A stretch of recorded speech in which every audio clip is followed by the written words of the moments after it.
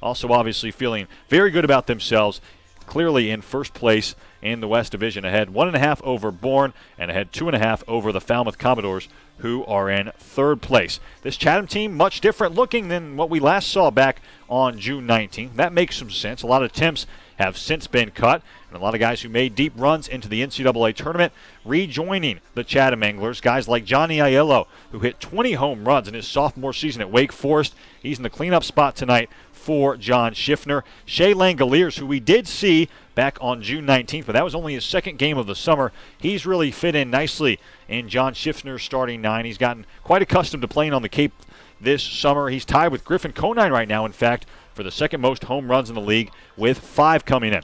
Josh Stowers, a really nice Louisville right fielder in the lineup tonight. Cody Roberts, a talented catcher out of North Carolina, in the lineup. A lot of new names. This lineup for Chatham is stacked, and it's easy to see why they have won 4 out of their last 6 ball games and 3 of their last 4 playing really well for John Schiffner as of late. Cotuit's starting 9 looking very similar to what we saw last night, but it is a new starting lineup. We came to the ballpark right around 3 p.m. this afternoon. Matt and I both penciled in our starting 9s, and then Mike Roberts around 4:15 making some changes in the starting 9. That was prompted by the fact that Grayson Ginista has been given the green light to return to his duties in center field. So Grayson will play center for the first time since back on June 30th. He's the starting center fielder tonight. That bumps Miles Lewis out of the starting 9. So Thomas Dillard DHing tonight for Cotuit. And the rest of the lineup looking very similar to what we saw yesterday when Hyannis rolled into town. Quickly, some numbers here on the pregame show before we send it to break for the end of segment number 1. Chatham comes in with a number 9 average. Not great, but it's certainly picked up the last week or so as the new guys have come for John Schiffner.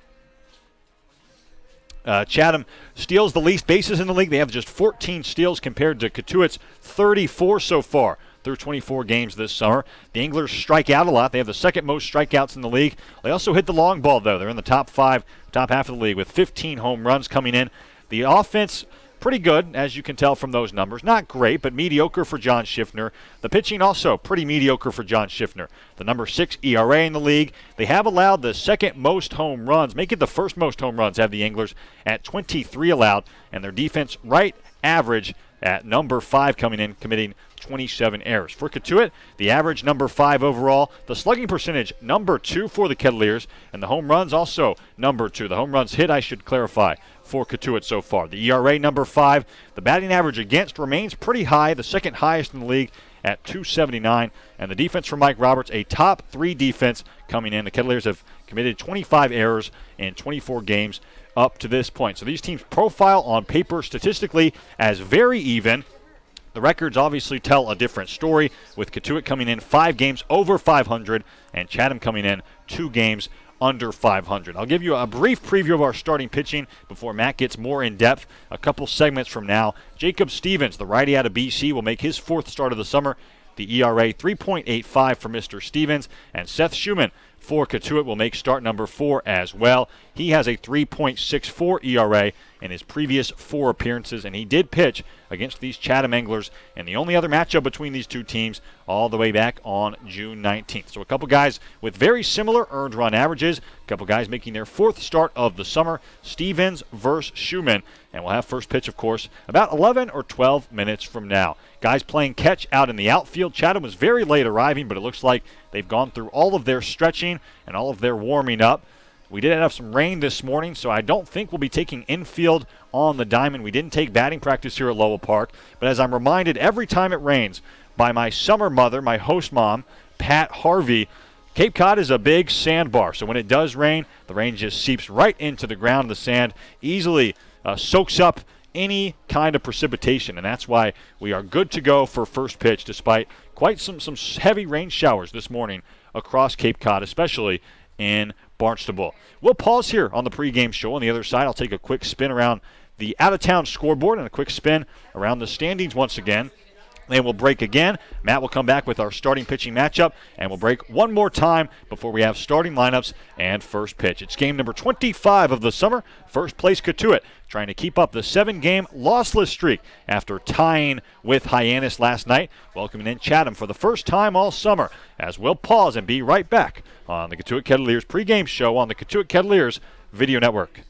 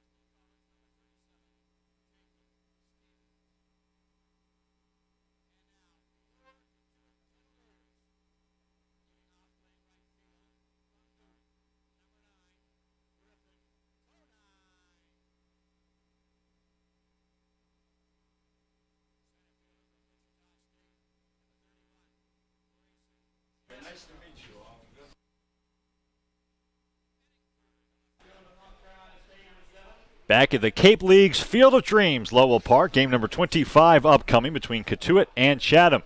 Here from beautiful Lowell Park on this Tuesday early evening. Let's take a spin at the out-of-town scoreboard, looking at some scores from last night here quickly. YD defeated Brewster 4-0. Bourne defeated Falmouth 7-5. Orleans over Harwich 8-3. Crazy game there. Harwich hitting a 2-run go-ahead home run in their half of the eighth. Cam Simmons with that blast to put Harwich in front 3-2. But then Orleans with 6 in their half of the ninth to win that game 8-3. And as David Sugarman, broadcaster for the Mariners, said on the post-game podcast last night, you look at the box score, that game does not look as close as it was, but Orleans does pick up the win over Harwich. Now 5 straight L's for the Mariners. And Chatham, we should mention, 8-2 winners over Wareham last night at Spillane Field. So the Anglers do come in winners of 3 out of their last 4, as well as 4 out of their last 6 ball games. Other games taking place tonight that we will update sporadically throughout the broadcast. The Firebirds visiting Red Wilson Field and YD. That's a 5 p.m. first pitch. Falmouth visits Hyannis, a 6 p.m. first pitch at McKeon Park. Bourne making the trek to Harwich tonight. That's a 6:30 first pitch at White House Field. And Brewster visiting beautiful Spillane Field. Also a 6:30 first pitch from Wareham tonight. We'll pause again here on the pregame show. And on the other side, Matt Rigby will have some more information on our starting pitching probables. Chatham and Cotuit just moments away from getting underway from Lowell Park on the Cotuit Kettleers Video Network.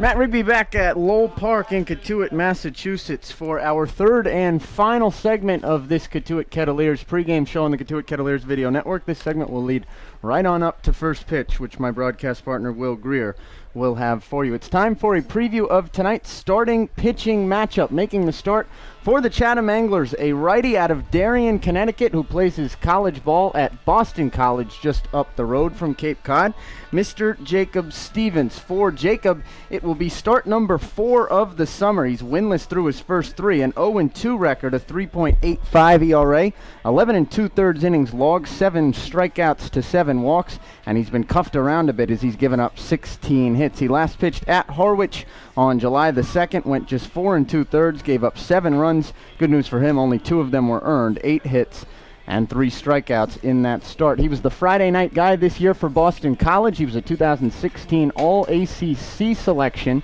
and also a 2016 second-team All-American. That was during his freshman year when he posted stellar numbers. A little bit of a drop-off this season during his sophomore campaign.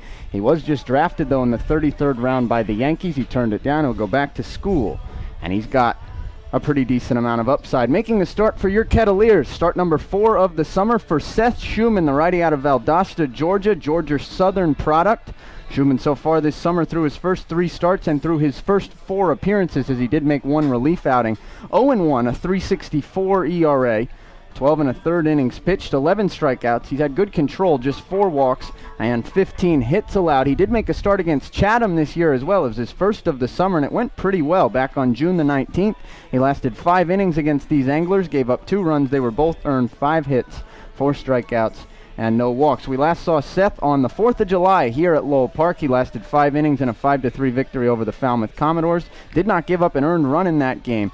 4 hits, 4 strikeouts, and 1 walk. The starting 9 that will face Mr. Seth Shuman in the top of the first for Chatham. Jake Palomaki leads things off. He has just 12 hits this year, but 15 walks. That's the type of player Palomaki is. More on him as the night goes along. He's a switch hitter playing left field out of Boston College. Josh Shaw bats second, playing second tonight. He's a righty out of St. John's. Jacob Olson bats third from South Carolina, also a righty playing center. Johnny Aiello bats in the cleanup spot, a second-year angler for John Schiffner. He's from Wake, another switch hitter playing third tonight. Shea Langoliers, who's tied for second in the Cape League in home runs, bats fifth, doing the designated hitting from the right side out of Baylor. Nick Patton bats sixth from the right side as well. First baseman tonight, a Delaware Blue Hen.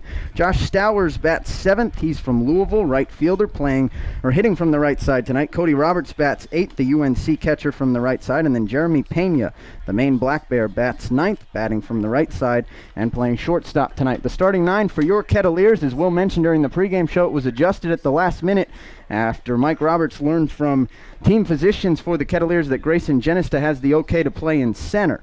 So it goes as follows. Griffin Conine leads things off, as he has almost every game this year for Cotuit, batting from the left side, playing right. Grayson Genista bats second for the 3rd straight night. He bats from the left side as well and plays center for the first time since his return to the lineup. Brett Kinnaman bats third, playing left field tonight for Cotuit, fresh off a 3-for-5 night last night.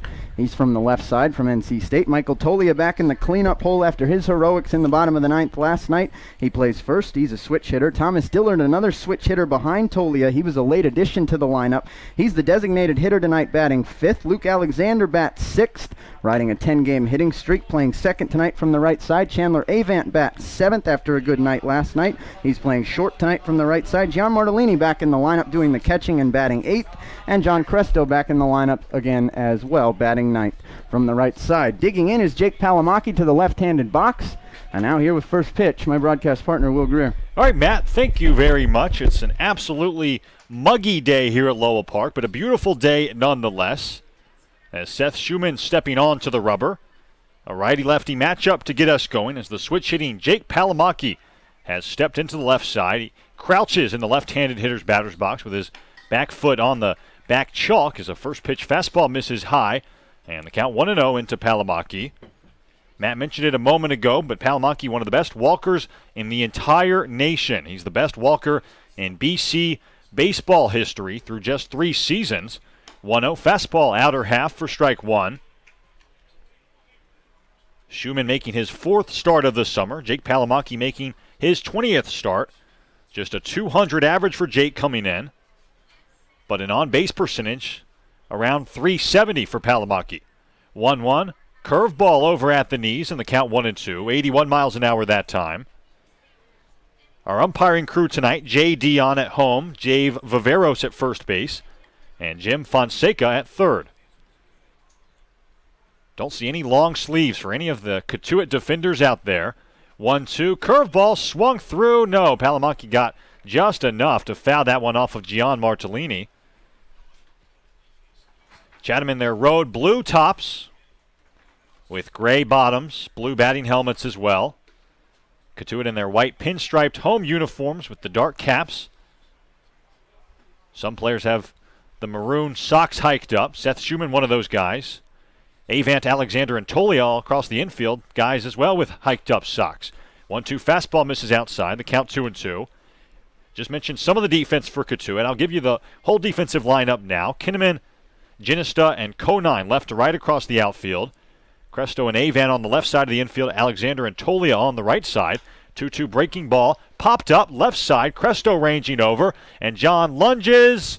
Cannot make the play. That ball drops just out of John Cresto's reach. A nice attempt from John, but it's a foul ball. So Alexander at second. Tolia's at first. And, of course, Seth Shuman and Gian Martellini, the battery tonight for Mike Roberts.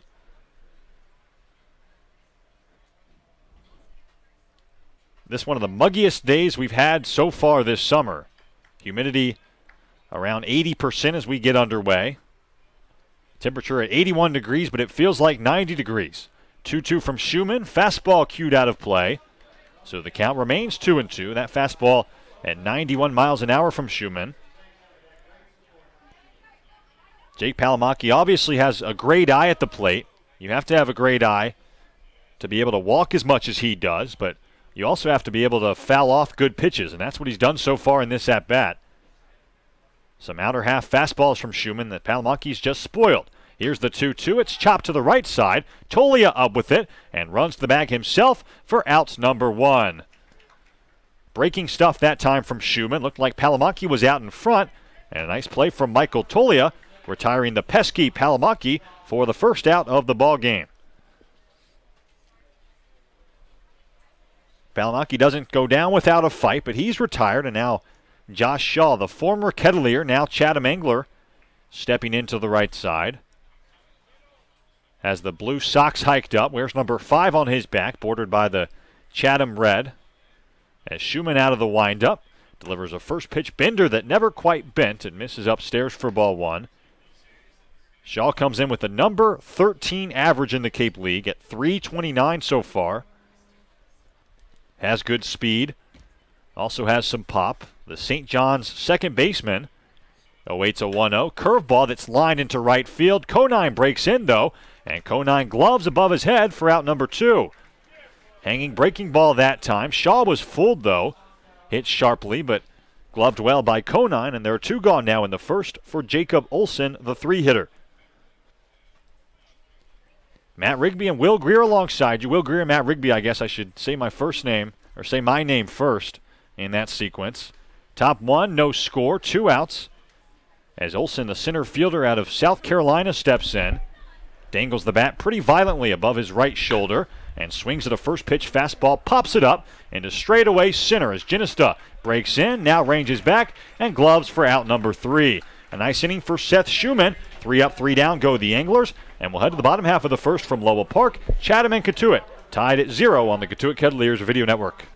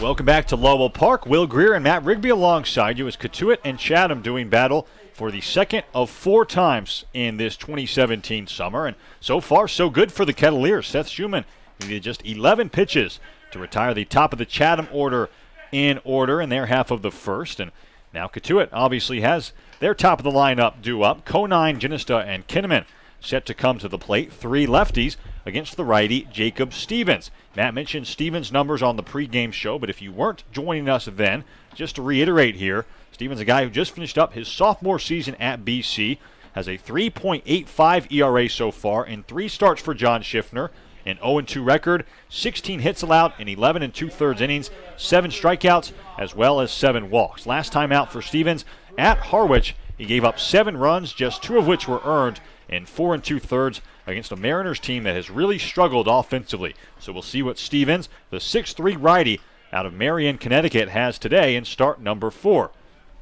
Again, Conine, Ginista, and Kinnaman due up, the first of which Griffin Conine stepping in and looking at a first pitch fastball that misses low and away for ball 1. Should mention first and foremost that it's Griffin's birthday today. Chandler Avant also celebrating his birthday. Very odd that 2 starters for Mike Roberts both have July 11th birthdays. 1-0 fastball also missing low and away. It's 2-0. No Griffin would like to hit his 6th home run of the summer as a little birthday present for himself.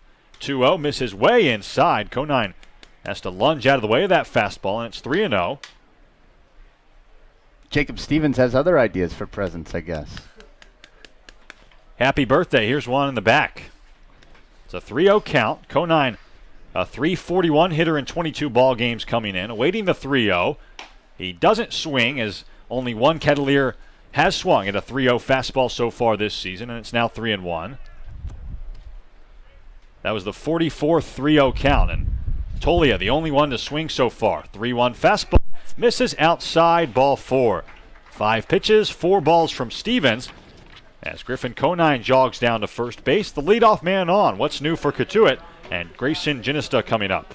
Seems as though the leadoff man has been on in the first inning for the Kettleers for 2 straight weeks now. Obviously, that leadoff man in the first has been Griffin Conine in every single game but a few this summer.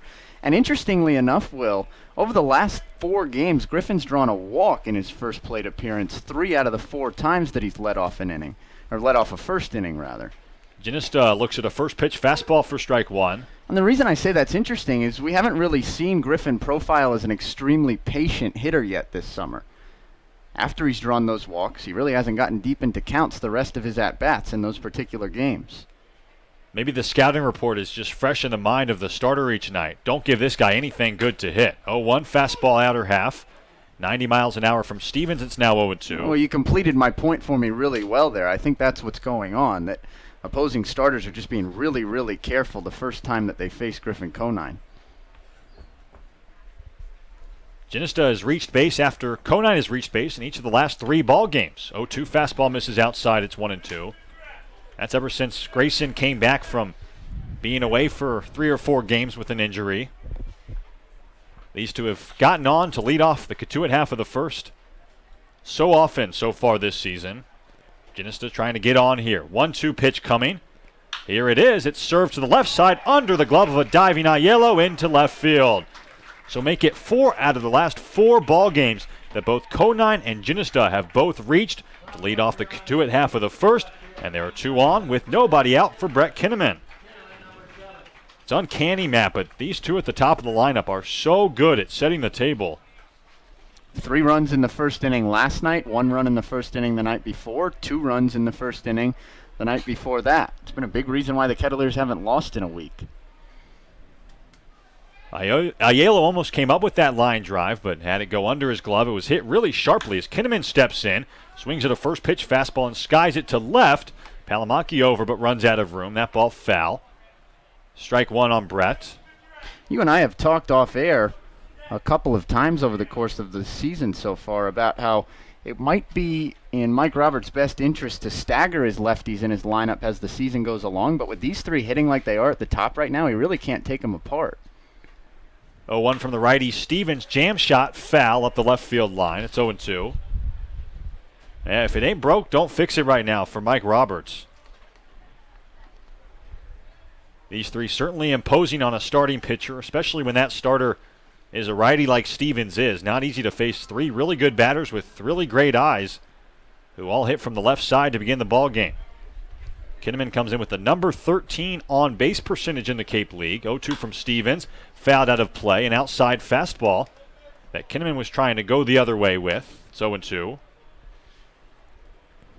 Brett 3 for 5 at the plate last night, one of his better offensive outputs in terms of picking up base hits in a while. Had an RBI, had a double as well. He's a .276 hitter coming in. Stevens with a long pause from the third base side of the rubber, fires an 0-2 fastball that misses way outside for ball one. Brett has both the most walks and the most strikeouts on this Cotuit roster. Speaking to just how good of an eye he has at the plate, working a lot of deep counts. 1-2 from Stevens. Breaking pitch that tails outside. So Brett Kinnaman, as he's done all season long, working back even into a count. The count now 2-2. Nobody out, bottom one, no score. With Conine at second and Ginesta at first. Stevens firing a 2-2 fastball that misses just up and away, and the count now full. From what we've seen from Jacob Stevens so far, he's a guy that because the velocity isn't mid-90s, he does have to nibble around the strike zone. And Brett Kinnaman not going to go fishing at anything borderline, you'd think. Stevens checks Conine at second. Now delivers a 3-2 fastball that misses outside, ball four. What an at-bat from Kinnaman. He fell behind 0-2 and then took 4 straight balls. And the bases now loaded. Still nobody out for last night's hero, Michael Toglia.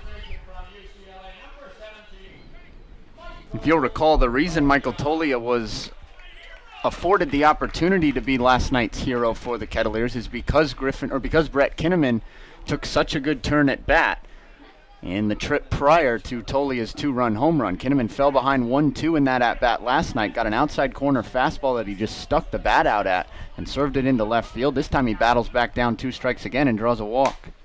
Toglia looks at an outer half fastball for strike one. Kinnaman worked that really nice at-bat, man, as you just mentioned. Toglia also working a really nice AB. He got to 3-2 as well before grooving a fastball over the straightaway right field fence for the tying home run. 0-1 fastball misses outside. The count 1-1. Michael 2 for 4 in that ball game last night against Hyannis with his first home run of the summer. Those two were a combined 3 for 5. 2-strike hitting last night. The only two that picked up hits with 2 strikes for the Kettleers. 1-1 fastball misses just low, maybe outside as well. And J. Dion shows the signs to everyone involved on the diamond right now that it's 2-1. Michael 8 for his last 18 at the plate. A big reason why he's been better as of late, as you just mentioned, Matt, that he's been really good with 2 strikes. He's worked nice ABs as well. 2-1 line into straightaway center. Olsen breaks back in gloves. Tagging from third is Griffin Conine. As the throw comes into third base, Conine scores. It's a 1-0 ball game and a sacrifice fly and RBI for Michael Toglia. 1-0 Cotuit here in the first.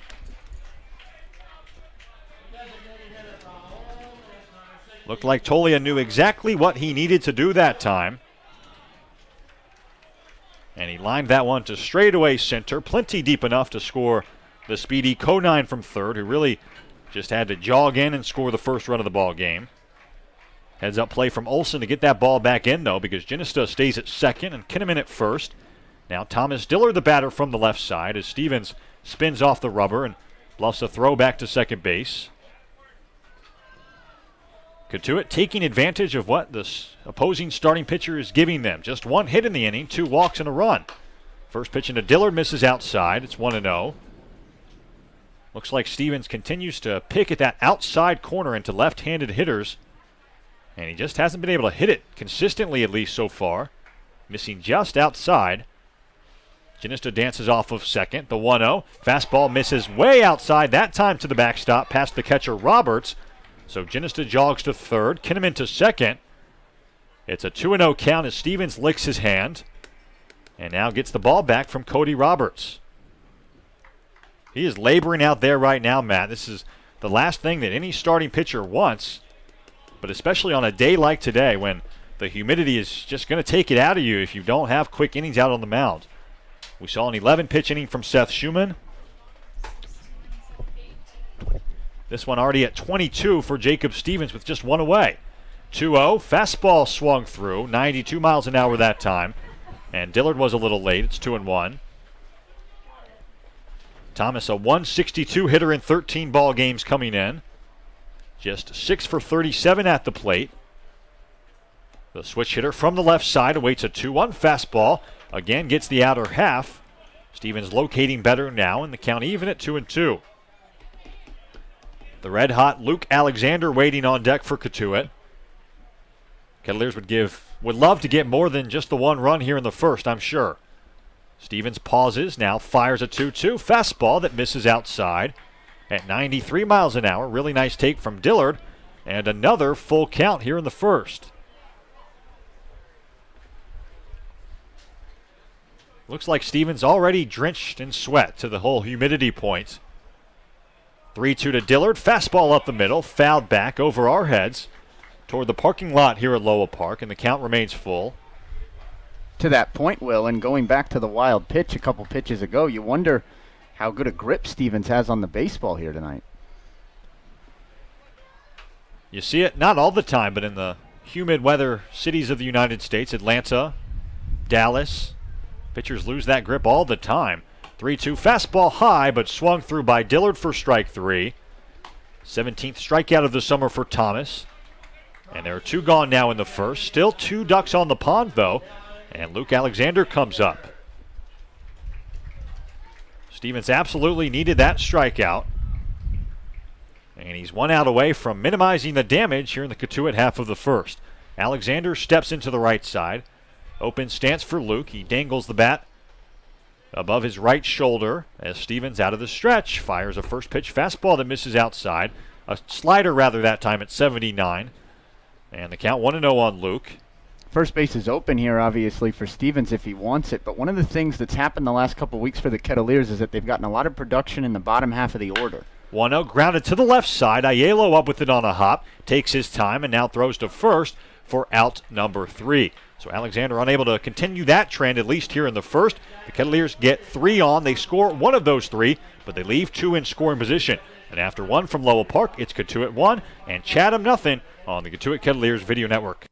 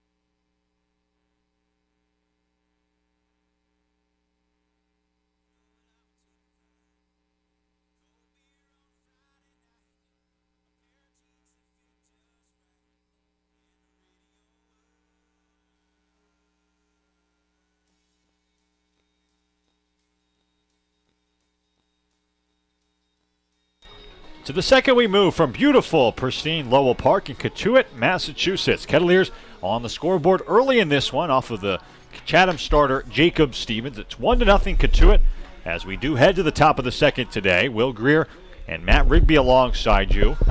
A good crowd on hand, not a great crowd, and I'm guessing that's a reflection of the humidity today. A lot of folks opting to stay inside, enjoy their air conditioning if they're so fortunate to have AC. And hopefully they're listening to us, watching us here on the Cotuit Kettleers Video Network. 4, 5, and 6 due up for Chatham, Aiello, Langoliers, and Patton. 3 dangerous hitters coming up. It's a big if in Marston's Mills, right, Will? It is a big if, at least where we reside in Marston's Mills. Days like today, good days not to be in Marston's Mills if you don't have air conditioning. Find AC. Take a few extra moments at whatever restaurant you go to. Maybe we can go to a movie tonight to enjoy the air conditioning. It's good to be out of the house. Point made. Aiello first pitch swinging. Misses. Had a good first pitch fastball from Shuman for strike one. Johnny Aiello, a Wake Forest Demon Deacon. He's a switch hitter. He played in his first game of this 2017 summer last night for Chatham at Wareham Spillane Field. And went 2 for 4 in that ball game as Shuman steps off before firing the 0-1. Aiello, a second-year angler. He hit just 189 last summer in 34 ball games. As the 0-1 from Shuman. Fastball misses just high, just above the belt that time for ball one. He hit the go-ahead home run in Game 3 of Round 1, though, Will. And that, Matt, was only his second home run of the entire summer. He had one in the regular season and one in the postseason. The Anglers making a little surprise run in the CCBL playoffs. 1-1 curveball swung through. It's 1-2. But those numbers, very deceptive, Matt. Johnny Aiello hit 20 home runs, in fact, in his sophomore season at Wake Forest. And I was reading about Johnny before the baseball game today. He's a guy that tore his Tommy John. That's so wrong. He tore his elbow in his junior season of high school, so he had to have Tommy John surgery before his senior year of high school. 1-2, chopped left side, fair ball past Cresto into the left field corner.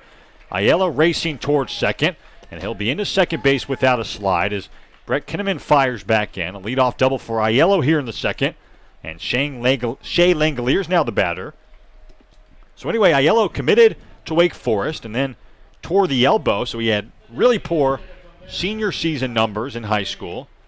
Played just a portion of that season and then didn't have a great season his freshman season at Wake. He said he was still feeling that elbow pain throughout that freshman season at Wake, throughout the entire summer last season on Cape Cod. But then the elbow pain went away before the sophomore season, and he hit well over 300, had those 20 home runs, was a huge power threat for Wake Forest, and I'm sure he'll be wanting to improve on that 189 average from a summer ago. Langoliers now the batter. The Baylor Bear steps in and looks at a first pitch fastball that misses outside for ball one. Michael Tolia playing in a bit at first base. John Cresto even with a third base bag. Langoliers, the absolute definition of a power threat. He strikes out a lot. He hits a lot of home runs, though, as well. As Shuman out of the stretch fires a 1-0 fastball outer half for strike one. The count now 1-1 on Langoliers. Shea, 6 foot, 200 pounds. Has 5 home runs and 19 runs batted in so far this season. Of course, tied with Griffin Conine in the Cape League with those 5 home runs. And Langoliers also has the 4th most runs driven in. Aiello at second. The 1-1 misses low. A curveball from Shuman, blocked nicely by Martellini. So the count now 2 balls and 1 strike on Shea.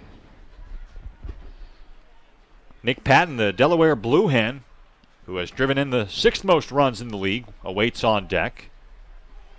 Top of the lineup, quite dangerous for Chatham, but I'll take 4, 5, and 6 as the most dangerous third of this Chatham A's starting 9. 2-1 fastball misses low. Shuman now behind in the count 3-1, and sure Seth knows the scouting report on Shea Langoliers. Can't give the big righty anything too meaty to hit here, behind in the count 3-1. 1-0 ball game. Cotuit leading Chatham here in the second, but the Anglers threatening with a man at second and nobody out. As Shuman out of the stretch fires a 3-1 curveball over at the knees for strike two.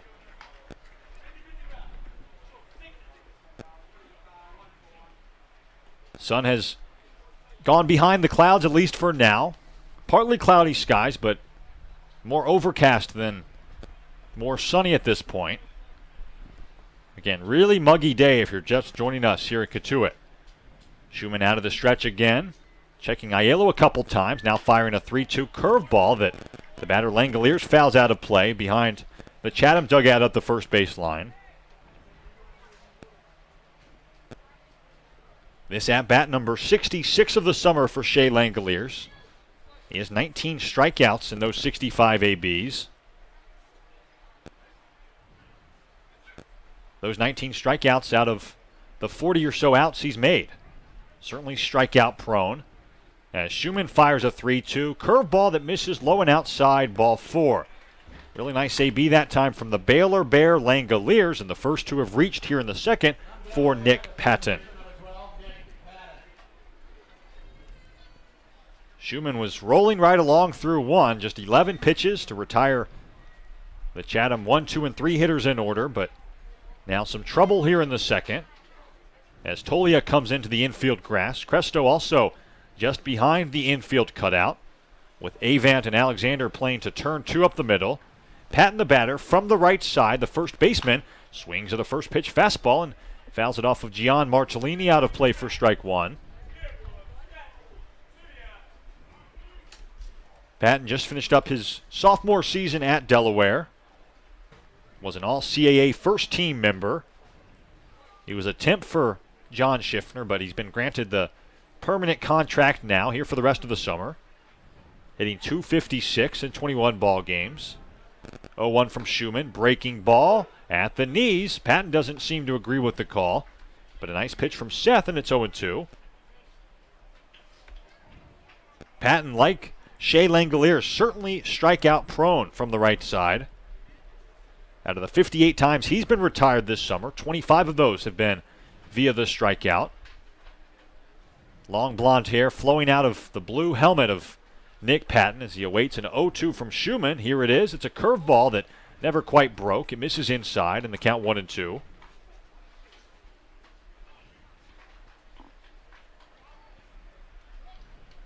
Patton, a Butler, Pennsylvania native, stands into the right-handed hitter's batter's box, 6'4" and 205 pounds. Quite an imposing presence in the right side. A slightly open stance for Nick as Shuman comes set and delivers a 1-2 that's looped into shallow right field for a base hit. Conine fields and throws in. The runner at third, Aiello, being held by John Schiffner. Station to station go the Anglers, and the base is now loaded with nobody out for Josh Stowers, the 7-hitter. The only thing that kept Aiello from scoring on that little looping line drive, Will, is that he had to hold up to make sure that it would drop. If he hadn't had to do that, this game would be tied at 1. Now Seth Shuman, since he's really laboring here in this top of the second, is going to get a visit from Mike Roberts and the entire infield powwowing as well. Shuman, I think, was pitching okay in this inning until Aiello found a way, I guess would be the operative term, to stick one over the third base bag. And then from there, it seems as though the wheels have just come off from Shuman. He hasn't been able to spot any of his pitches. He seems afraid of his fastball. And he's falling behind in counts, which is forcing him to throw that fastball right down the heart of the plate. The Anglers are knowing what to do with it. I think you make a really good point. Sometimes it just takes not an unfair play, but a lucky play perhaps would be the better way to describe it. And that Johnny Aiello double, not hit all that hard, but it was perfectly placed past a diving Cresto at third. And since then, the wheels may still be on the wagon for Seth, but maybe loosening a bit as we play on here in the second. 11 pitches to record 3 outs in the first, 15 pitches to record no outs so far in the second. Shuman really laboring out there. Now facing Josh Stowers from the right side as the first pitch fastball misses just low into Stowers for ball 1. Really long powwow, as you described it, Matt, on the pitching hill with Mike Roberts and the entire infield meeting. 1-0 from Shuman. Fastball, inner half. Nice pitch there. A bit of cut to that fastball. And it's 1-1. Cresto and Tolia remain in on the grass at the corners. Alexander and Avant remain back at double play depth up the middle. Stowers the batter. Just 6 for 27 in 7 ball games so far for Chatham. 1-1 curveball lined into left center. Ginesta racing over. That ball splits the gap and gets all the way to the wall. Scoring from third is Aiello. Langoliers being sent. 2 in scoring position now with Nick Patton being held at third, but 2 runs home for the Anglers. It's a 2-run double for Josh Stowers, and it's 2-1 Chatham here in the second. RBIs number 2 and 3 of the summer for Josh Stowers. It's his first extra base hit with the Anglers, and he rocketed an inside fastball to the pull side of the field to bring home 2 Anglers as Cody Roberts now the batter. And there's an example of exactly what I was referring to, Will. Seth Shuman just does not seem to have a competitive fastball so far in this game. They're right over the heart of the plate, and they're too easy to hit. Swing and a miss from Cody Roberts, the batter now. It's 0-1. Looked like Seth came with the same pitch maybe 2 times in a row. He got Stowers looking with that inside cutting fastball the first time, but the second time Seth threw pretty much the same pitch. Stowers was ready. Roberts looks at an 0-1 fastball on the inner half for strike 2. Cody Roberts, a UNC catcher, just 5 for 40 so far with Chatham, but his on-base percentage above 300. He's a guy that walks a lot, just like the leadoff man Jake Palamaki. 0-2 fastball misses low from Shuman. It's 1-2. Infield is in for Cotuit as the Kettleers try to cut off a third Chatham run here in the second. Patton the runner at third, Stowers at second. A 2-1 ball game. As the patient Cody Roberts awaits a 1-2 from Shuman. It's a fastball that gets the inner half at the knees for strike 3. Borderline pitch that time. Roberts certainly with a good eye. Did not think that was strike 3, but Shuman the beneficiary of the call. And there's one gone now in the second for the 9-hitter, Jeremy Pena. It's a fine line when you throw that fastball that has a bit of run inside to the right-handed hitter, because if you don't run it in enough, it's right down the middle. But if you run it in the exact amount that you need to, as Shuman did there to the righty Roberts, you'll clip the inside corner and you'll get a strike. Infield remains in as Pena looks at a first pitch fastball low. Yeah, that certainly near a borderline, near an unhittable pitch for Cody Roberts. Getting the lower inside portion of the strike zone. As Pena waits a 1-0 from Shuman. It's a fastball cranked high down the right field line in foul territory as Conine ranges over and cannot get to that foul ball. I mean, the two-seamer's a really bold pitch to use if you're a right-handed pitcher against a right-handed hitter, because it moves back in towards the wheelhouse of the right-handed hitter. If you start it on the outside corner, maybe you can clip the black, but if you start it right down the middle and it doesn't dart in enough, it's a meatball. And because the velocity doesn't appear to be there for Seth today, to your point, Matt, he's having to use that cutting fastball, the two-seamer as well, which you do run the risk of grooving down the middle. 1-1 fastball misses just low into Pena, so it's 2-1. Again, 2-1 score as Mike Roberts out of the dugout to toss some debris and now motion something to the outfield. And that's to Griffin Conine to come in right field. Infield remains in with the righty Pena, the batter. 2-1 from Shuman. Fastball skips into Marcellini low. Looks like Seth maybe overthrew that fastball at 91 miles an hour, in the count 3-1 on Pena. First base is obviously open. That would set up a force at the plate, but Shuman, who hasn't had the pinpoint control here in the second, certainly doesn't want to face Jake Palamaki, the walks machine, with the bases loaded here in the second, you'd have to think. Pena, the Maine Black Bear, awaiting a 3-1 from Shuman. Here it is. It's a fastball that gets the inner half. Nice pitch from Seth, in the count 3-2.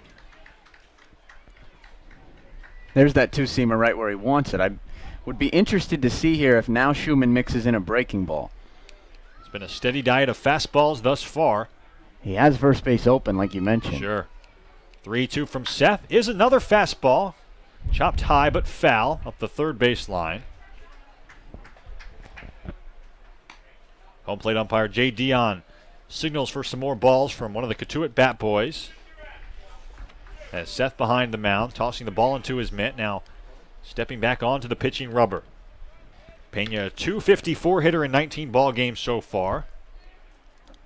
The Dominican Republic shortstop, who somehow ended up at Maine of all places, calls time and steps out. The guy that was on the cross country and track and field teams in high school. Certainly a threat to beat one out. A lot of speed for Pena as the 3-2 from Shuman. Fastball, inner half again. And again fouled up the third baseline, this time toward the Cotuit dugout. Man, it looks like Seth is coming with that inside fastball time after time. And to your point, you'd have to think the breaking stuff would have Pena fooled here. I just don't think he trusts it right now. Yeah. First base is open, like you mentioned, but again, the walks machine Palamaki lurking on deck. 1 out, 2-1 ball game. The 3-2 fastball this time misses well inside for ball 4 as Pena coaxes a walk, tosses his bat and shin protectors toward the Chatham dugout. So the bases are loaded, still just 1 out, and the top of the lineup, and Jake Palomaki coming up.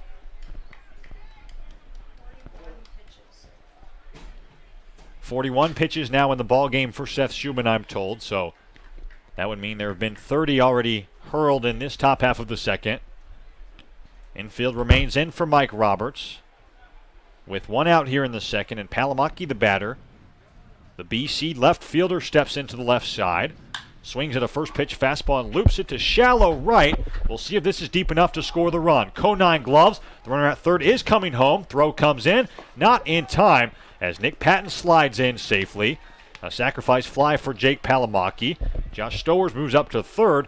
It's 3-1 Chatham here in the second. Griffin threw a strike there, Will, but it looked to me as though he couldn't quite get the baseball out of his glove. He took not 1 hop, but 2 hops before he finally threw, and I saw him fumbling around with the ball in his mitt the entire time that he was hopping. And all things considered there, he still almost had enough on the throw to at least make the play close at the plate. I think it would be fair to say that all of Nick Patton's speed comes from the fact that he is 6'4". Long strides to the plate, but to your point, I think the Kettleers might have had a shot that time. That fly ball hit to pretty perfect medium depth right field that time. Does get a run home. 3-1 ball game as Josh Shaw, the St. John's second baseman, steps in and looks at a first pitch fastball right over the zone. Did you see the same thing as me, or did you not see it in I right saw a bit field? of a hesitation, yeah. It's not like Patton beat the throw by more than a second or so. Men on the corners, 2 outs. Shaw, the batter, calls time, now steps back in. As Shuman really laboring here in the second, stares in. Comes set at the letters. And now fires an 0-1 fastball over at the knees. Much to the chagrin of Josh Shaw, and it's 0-2. That laboring has led to the Kettleers getting action in their bullpen up the left field line. Looks like David Inman is throwing for Mike Roberts. Hopefully Cotuit doesn't have to go to David Inman sooner rather than later in this ball game. Men on the corners, 0-2 from Shuman, fouled out of play down the first baseline. Josh Shaw in this one 0 for 1, a fly out to Conine back in the first. The St. John's second baseman stands back in.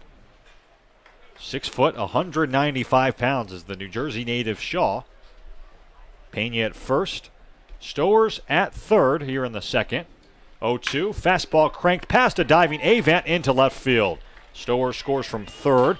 Pena holds up at second. An RBI single for Josh Shaw. And it's 4-1 Anglers here in the second. Those 2 out RBIs will kill you, Will. Seth Shuman got ahead in the count there to Shaw. But there's that fastball that just had too much plate again. Looked like it started on the outside black and bled right back in down the middle. And Shaw knew what to do with it, just pounding it through the pull side for the 4th run of the inning for the Anglers. It's RBI number 12 of the summer for Shaw. The first 4 Anglers reached against Seth Shuman here in the second. All 4 of those guys have now scored. Jacob Olson, the batter from the right side, looks at a first pitch fastball outer half for strike 1.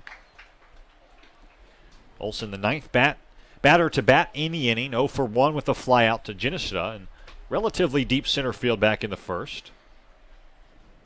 Hopefully Seth can limit the damage here and keep this just a 4-run inning. Olson violently dangling the bat above his right shoulder as Seth steps off before the 0-1, and Marcellini now out of the crouch.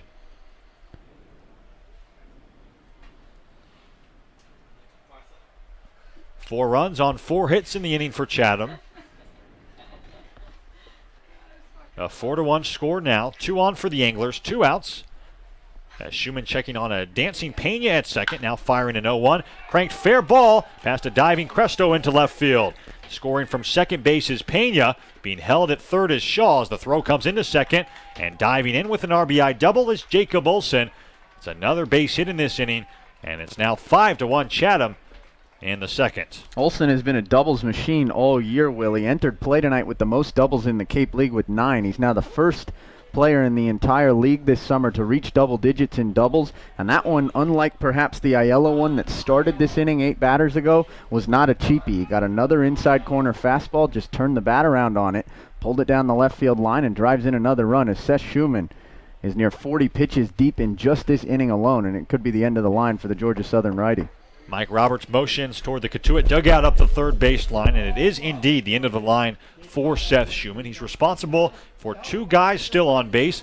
There are 2 outs here in the second. It's a 5-1 score as David Inman comes in for Cotuit, and we'll be right back on the Cotuit Kettleers Video Network.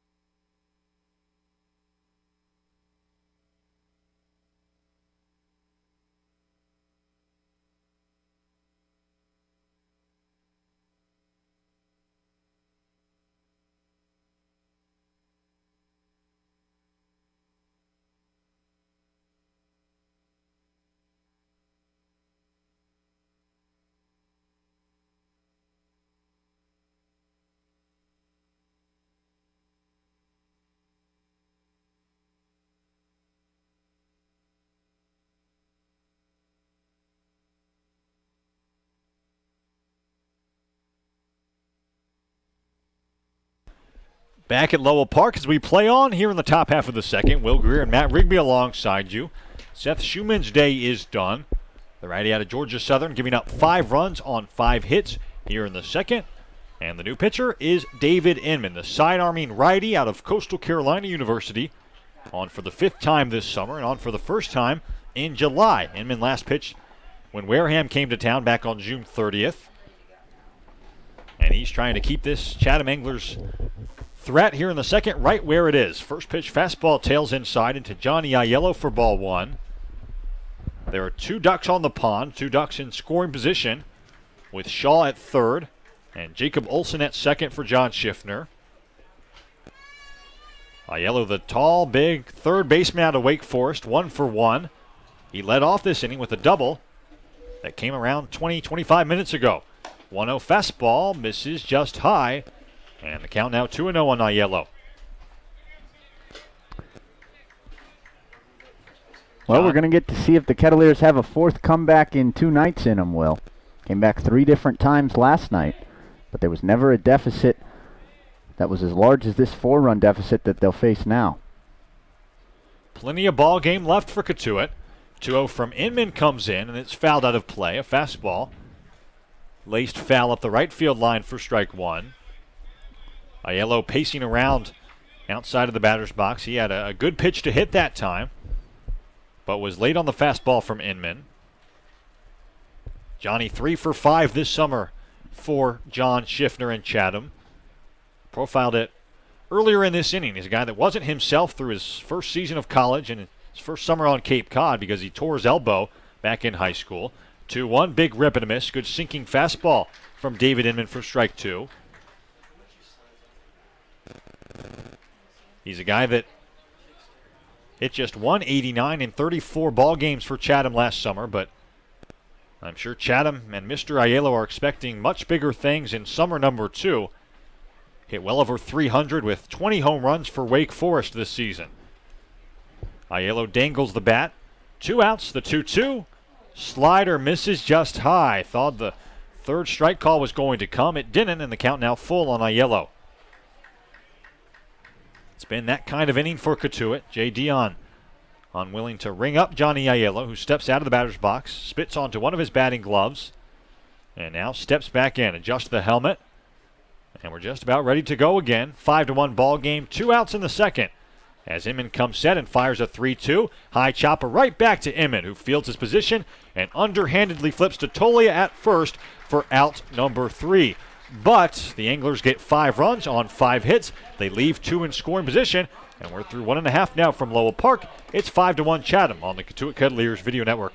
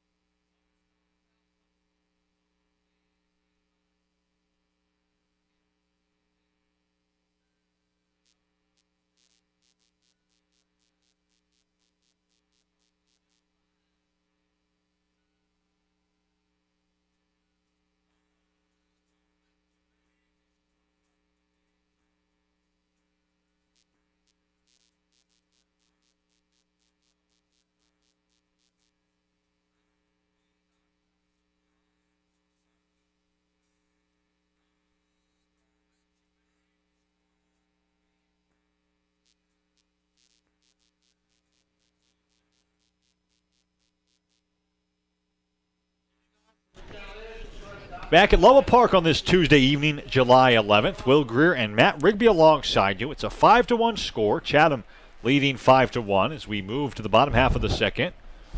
Avant, Martellini, and Cresto do up. Bottom third of the lineup against Jacob Stevens, the tall 6'3" righty out of BC, who just had about a 25-30 minute break in the Chatham dugout at the first base line. First pitch fastball from Stevens misses outside, so it's a 1-0 count on Avant. Mentioned it earlier, but 2 birthdays being celebrated at the ballpark today. Conine one of those, and Avant the other. 1-0 fastball misses high, 2-0. Chandler 1 for 3, couple RBIs and a double last night against Hyannis. He's a .230 hitter in 16 ball games coming in.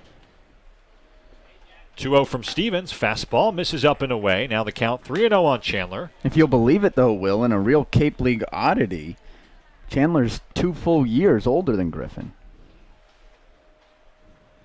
Chandler just finished up his junior season at Alabama. 3-0 fastball, tails outside, ball 4. The last thing that Jacob Stevens wanted to do to begin this second after his team gave him a 4-run lead. A leadoff walk issued to Avant. And there's a man at first with nobody out for Gian Martellini. So either Griffin Conine is a young rising junior or Chandler Avant is an old rising senior. Or both. Or both. Combination of the two. Martellini steps into the right side, facing his battery mate at BC Stevens and looking at a first pitch slider that misses outside for ball 1. Since we're on the topic, Chandler's just 1 of 4, if my count is correct. No, 5. Cotuit Cavaliers born in 1995. 1-0, skied out of play up the right field line. It's 1-1. You were born in 95, right? Yes. Makes me older than every single one of them. What a thought. While we're on the topic of birthdays, as I look down the roster here, Matt, Conine and Avant, the only 2 Cavaliers with July birthdays, and they happen to both be on July 11th. Who would have thunk it? 1-1 from Stevens, fastball high, looped down the right field line as Stowers, the right fielder, racing in, and gloves with a dive for out number 1. Boy, Stowers covered a lot of ground in right field that time, and eventually had to go to a slide to glove that fly ball. There's 1 gone for John Cresto now. It almost popped out of the heel of Stowers' glove, too. He slid, and it's almost as if he overslid it. I don't think even he knew how much ground he covered. And then the ball just kind of stuck almost like it had Velcro in his glove. to the heel, and he was able to retain it for out number 1. Cresto steps into the right side. Stevens out of the stretch, fires a first pitch fastball right over the heart of the zone for strike 1. Yeah, Stower's playing in straightaway right field, and that fly ball would have landed about 10 feet to the left of the right field chalk. Covered a whole lot of ground. Cresto behind in the count, 0-1. The pitch swung through for strike 2. Yeah, you're right, Will. Unless we make a pretty substantial playoff run, these are the last 2 birthdays that any Kettleer will celebrate all summer. That's pretty remarkable. They're both on the same day. You can't make these things up. Avan at first, 0-2. Fastball misses outside. That's where Stevens was trying to throw that pitch ahead in the count, 0-2. Cresto with the number 17 average in the Cape League at .315 in the 9-hole for Mike Roberts. He was 0 for 1 with a walk yesterday before being pulled in the middle of that baseball game. 1-2 from Stevens. Curveball fouled back to the screen. Nice fight from John that time, and the count's still 1-2. You know who Malcolm Gladwell is? The author? Yes, yes. In his book Outliers, there's a whole chapter about how hockey players, NHL hockey players, like 75% of them are all born within a 2-month span. 1-2. Curveball swung through strike 3. Cresto fished at a curveball that time, and John maybe got a piece. No, we were waiting for an appeal down to third, and Jim Fonseca does ring up John Cresto. So strikeout number 2, and they're 2 gone now in the second for Griffin Conine. I promise I'm going somewhere with this, too. The point of the chapter is to illustrate that the reason that like 75% or whatever are born in that 3-month span has to do with when you can sign up and when the age cutoff is to sign up and play junior hockey when you're a little kid. Conine looks at the first pitch, fastball outside for ball 1. And I'd really have to do some studying, and it'd be quite the research project, but I wonder if the same type of formula and outcome goes into baseball. I wonder if that's why we only have 2 July birthdays. 1-0. Fastball misses low. 2-0 now into Conine. Might have just thought about that way more than I needed to. So you're telling me, as Conine steps out, you're telling me that if you aren't born in a specific period of the year, you're not going to be growing up playing ice hockey? It's that you're growing up playing in the division down. 2-0. Cued foul. Past Mike Roberts up the third base line. It's a cutoff thing. It has to do with the cutoff and where on the calendar, on the 12-month calendar, the cutoff takes place, especially in Canada. The focus was centralized in Canada. It has to do with where it falls on the 12-month calendar, and if you're on the wrong side of it, you don't play in the higher league with the older kids. 2-1. Changeup outside, swung through for strike 2. Then from there, the argument was you don't get noticed, you don't get all the skills, you don't get the practice time, and eventually you don't make it. It's kind of unfair. 2-2 with 2 outs. Changeup misses low. Conine not swinging this time, and the count full. It's a good book. You should read it. As soon as this bottom of the second is over, I'll log on to Amazon and... I might have brought my copy. Okay. Avan at first. Nobody holding him on. 2 outs, 5-1 ball game as Stevens fires a 3-2 that skied out of play down the left field line. Avan was running on that play, as you might expect, with 2 outs and a 3-2 count.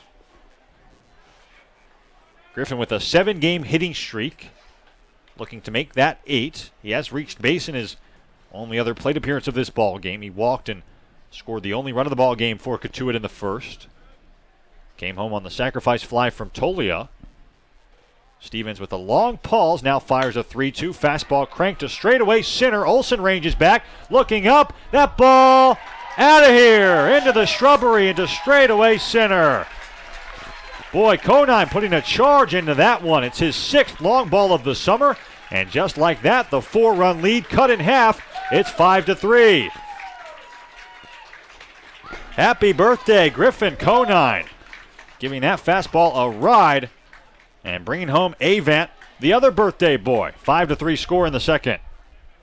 Extra cake in the dugout after that one, I guess. Well, I'm not exactly ready to pronounce that home run more impressive than the 430-foot or so bomb that Griffin Conine hit to straightaway right a couple nights ago. But that one to straightaway center, and that's the first time all year from either team playing in a game at Lowell Park this summer that we've seen one clear the center field wall. I thought it had no chance off the bat, and it just kept carrying. Ginesta swings at a first pitch fastball and skies it out of play up the third base line. It's 4 home runs in 5 games now as well, Will. And I mentioned it after Griffin hit his third in 3 nights a few games ago. He had a stretch this year at Duke where he went on an absolute power tear. He had 6 in 9 games at one point, and he had 10 in 17 games at one point. He is certainly capable of this. 0-1. Ginesta rockets fair ball past a diving Patton at first base. Stowers over to cut that baseball off. He bobbles, but Grayson will hold up at first base. So Ginesta now 2 for 2 with the pair of singles. And just like that, the tying run comes to the plate here in the second. I know I'm a bit premature with that kind of talk, but Brett Kinnaman now the batter. I'm buying right now. Griffin Conine stock, Matt. Grayson Ginesta does as well. Those two at the top of the lineup, but you can certainly see how a guy like Conine would hit that many home runs in that few of days. Kinnaman, another lefty, steps in and looks at an outside fastball for ball 1. It's an 8-game hitting streak now for Griffin as well, Will. And he's got 13 runs driven in those 8 games. And with those 2 driven in with that home run, he's now officially the Cape League's leader in RBIs. It's past Marty Bikina. Marty Bikina for the first time all summer, not at the top of that leaderboard. Hope he'll be able to get some sleep tonight. 1-0 rocketed to straightaway right as Olsen ranges over. Looks like he has a beat on it, and Olsen gloves a couple steps in front of the warning track for out number 3. But the Kettleers get 2 runs. The birthday boy, Griffin Conine, bringing home the other birthday boy, Chandler Avent, with a deep 2-run homer to straightaway center. And after 2 from Lowell Park, it's Chatham 5 and Cotuit 3 on the Cotuit Kettleers Video Network.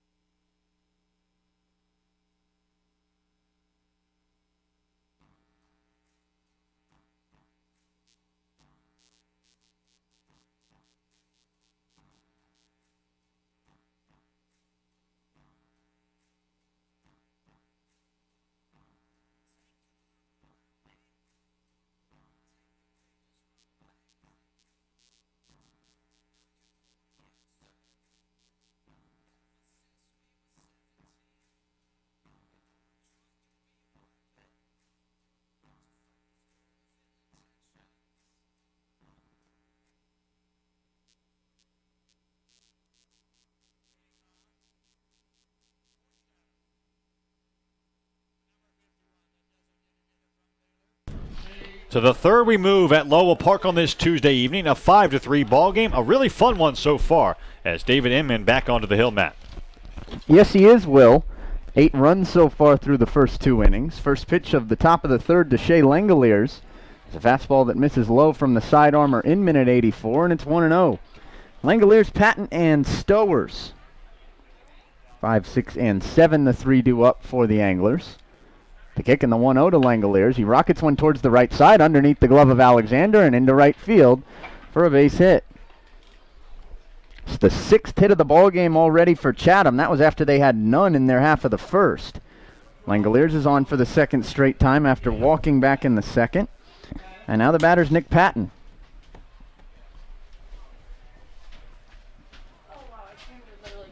Five in the top of the 2nd for the Anglers. 1 in the bottom of the first for Cotuit and 2 in the bottom of the 2nd.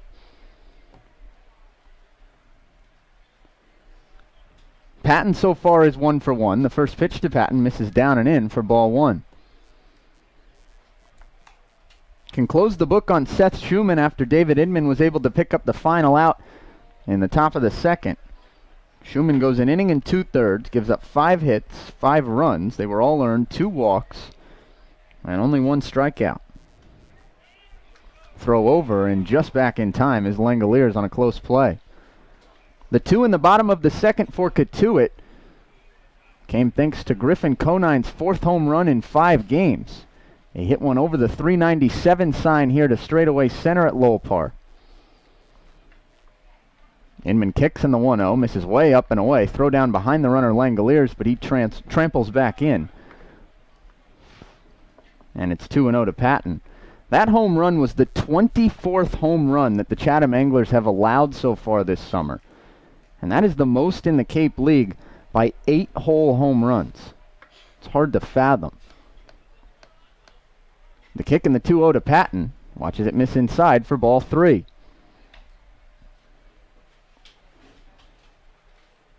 Of course, Veterans Field is a bit of a bandbox, especially to straightaway right, and the Anglers have hit 15 home runs themselves. But giving up the long ball at that type of rate is not a recipe for sustained success. 3-0 pitch, misses down, or catches the inside corner, at the knees for ball 1. Strike 1, 3-1 now. Count check to Patton.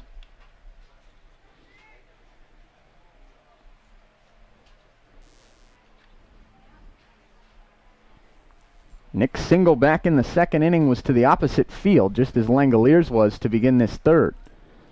Throw over, and again Langoliers dives back in. He's safe.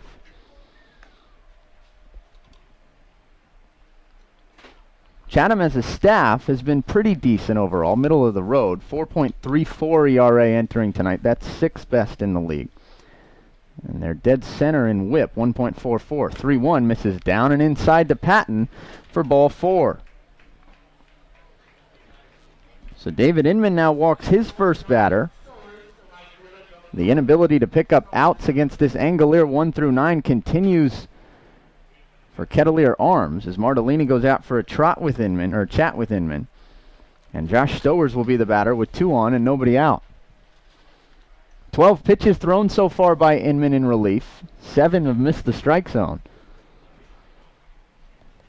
And that comes on the heels of Seth Shuman walking 2 batters in his portion of the night on the mound.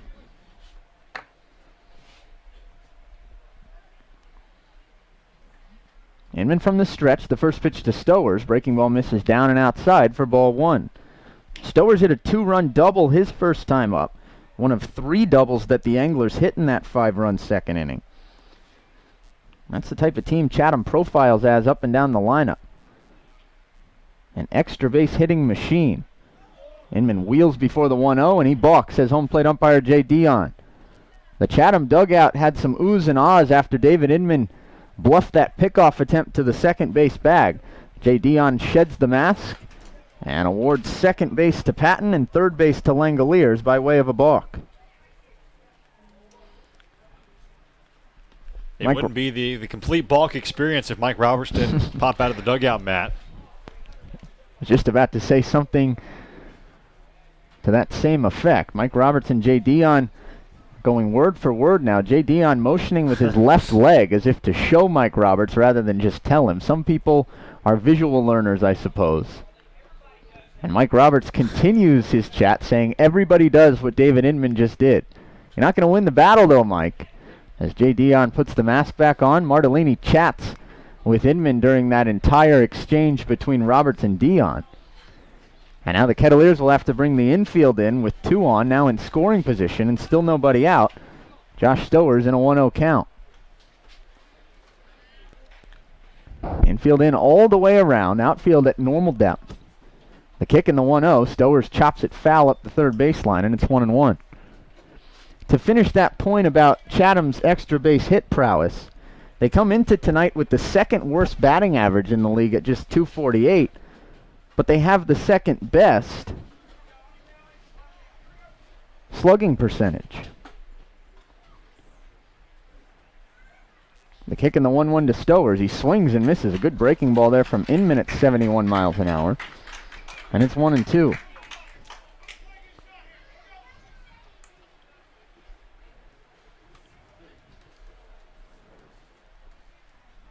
So in a rare turn of events now tonight, Kettleer pitcher ahead in the count on an Angler hitter. The kick in the 1-2, and the breaking ball misses everything. Goes behind Martellini all the way to the backstop. Coming in to score is Langoliers. Moving up to third is Patton, and it's 6-3 Anglers. First wild pitch of the night for the Kettleers. At the rate they've been going, they're usually good for about 2 a night. It's the 38th wild pitch in game number 25 of the summer now for Kettleer pitching. And this one proves costly once again, as it allows a run to score. Meanwhile, the potential 7th run now just 90 feet away with still nobody out here in the top of the third, and Stowers now even in the count 2-2. Martellini and Inman need to go through the signs again as Inman steps off. Now he bends over and stares back in. He gets the sign from the belt. The 2-2 runs up and in and hits the batter Stowers, as Stowers will take first base, the recipient of a hit by pitch. It's been an ugly night on the mound so far for the Kettleers.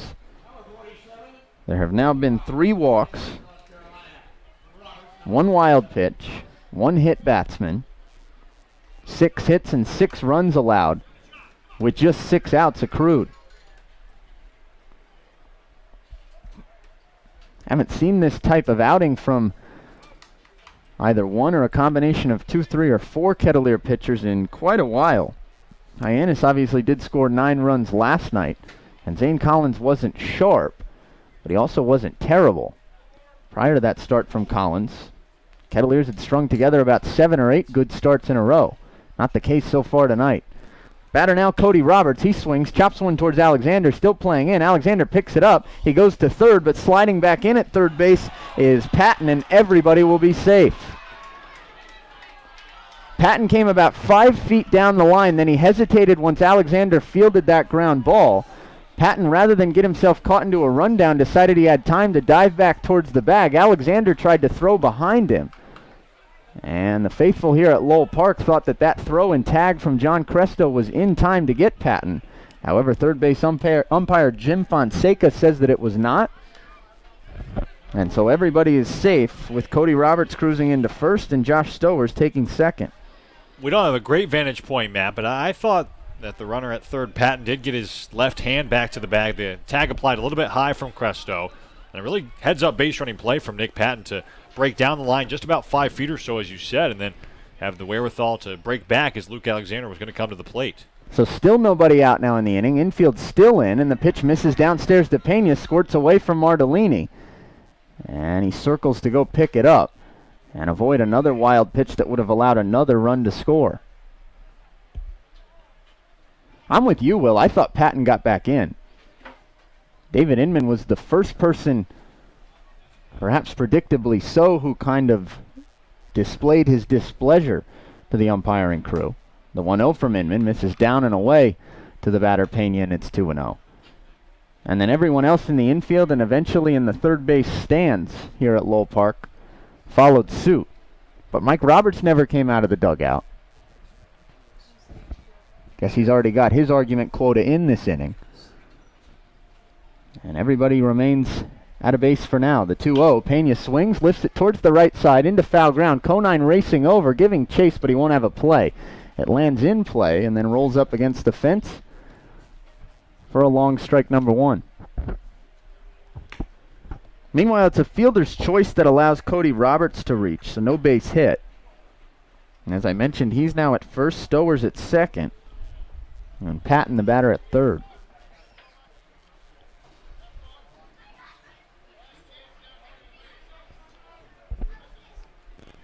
Inman staring in, gets the sign from Martellini.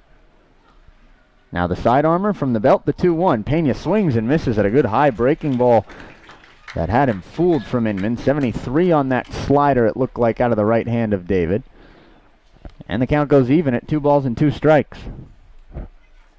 Despite the bases being loaded and the double play being in order, Kettleer's defense along the infield still playing in. The 2-2 pitch. Pena swings through for strike 3. Another good breaking ball from David Inman. He pulls the string twice in a row to get Pena. It's the first out of the inning, just the second strikeout of the night for a Kettleer pitcher. And now the lineup card turns over for the walk-prone Jake Palamaki. Really nice battle that time from David. He had nowhere to put Jeremy Pena behind in the count 2-0, but then a foul ball And those 2 straight breaking pitches that you mentioned, Matt, to retire the Maine Black Bear for a big out number 1. Palomaki so far 0 for 1 in 2 plate appearances. Grounded out to first, then drove in a run with a sac fly to right his last time up. He lays off the first pitch here from Inman for ball 1. That sac fly came on the first pitch Palomaki saw in his plate appearance in the second. In his first at-bat, though, in which he grounded out to first, Palomaki saw 8 pitches. That's more the type of hitter he is. The kick in the 1-0 misses down and away to Palomaki for ball 2. This is not the guy you want to fall behind 2-0, not because he's a particularly dangerous hitter, but because he has a good enough eye that the odds of him not drawing 2 more balls in this at-bat and forcing in a run are increasingly slim. The kick in the 2-0, there's a fastball that just clips the outside corner for strike 1. Palomaki stands just 5'10", but the way he crouches in the left side of the batter's box, I mean, his strike zone is minuscule, might be an overstatement, but he knows that he's trying to limit that strike zone as much as possible and make Inman come with something right over the heart of the zone. 2-1, he serves it towards the shortstop, Avant. Avant picks it up, comes to home for the force. He cuts down the run at the plate as the throw's in time. Patton is out. Everyone else is safe as Palomaki moves up to first, Roberts to second, and Stowers to third. But playing the infield in pays off there for Mike Roberts as the score remains 6-3, and there's now 2 outs with the bases still full for Josh Shaw. Fielder's choice 6-2 there, allowing Palomaki to reach. And now Shaw, who's 1 for 2 so far with a single and a line out to right. The first pitch to Shaw. Breaking ball misses downstairs for ball 1. That single drove in a run for Josh back in the second. One of 5 runs that Chatham scored in their half of inning number 2. They've got 1 already home with the bases loaded here in the top of the third. The kick in the 1-0 to Shaw. He lays off, and the breaking ball misses inside for ball 2.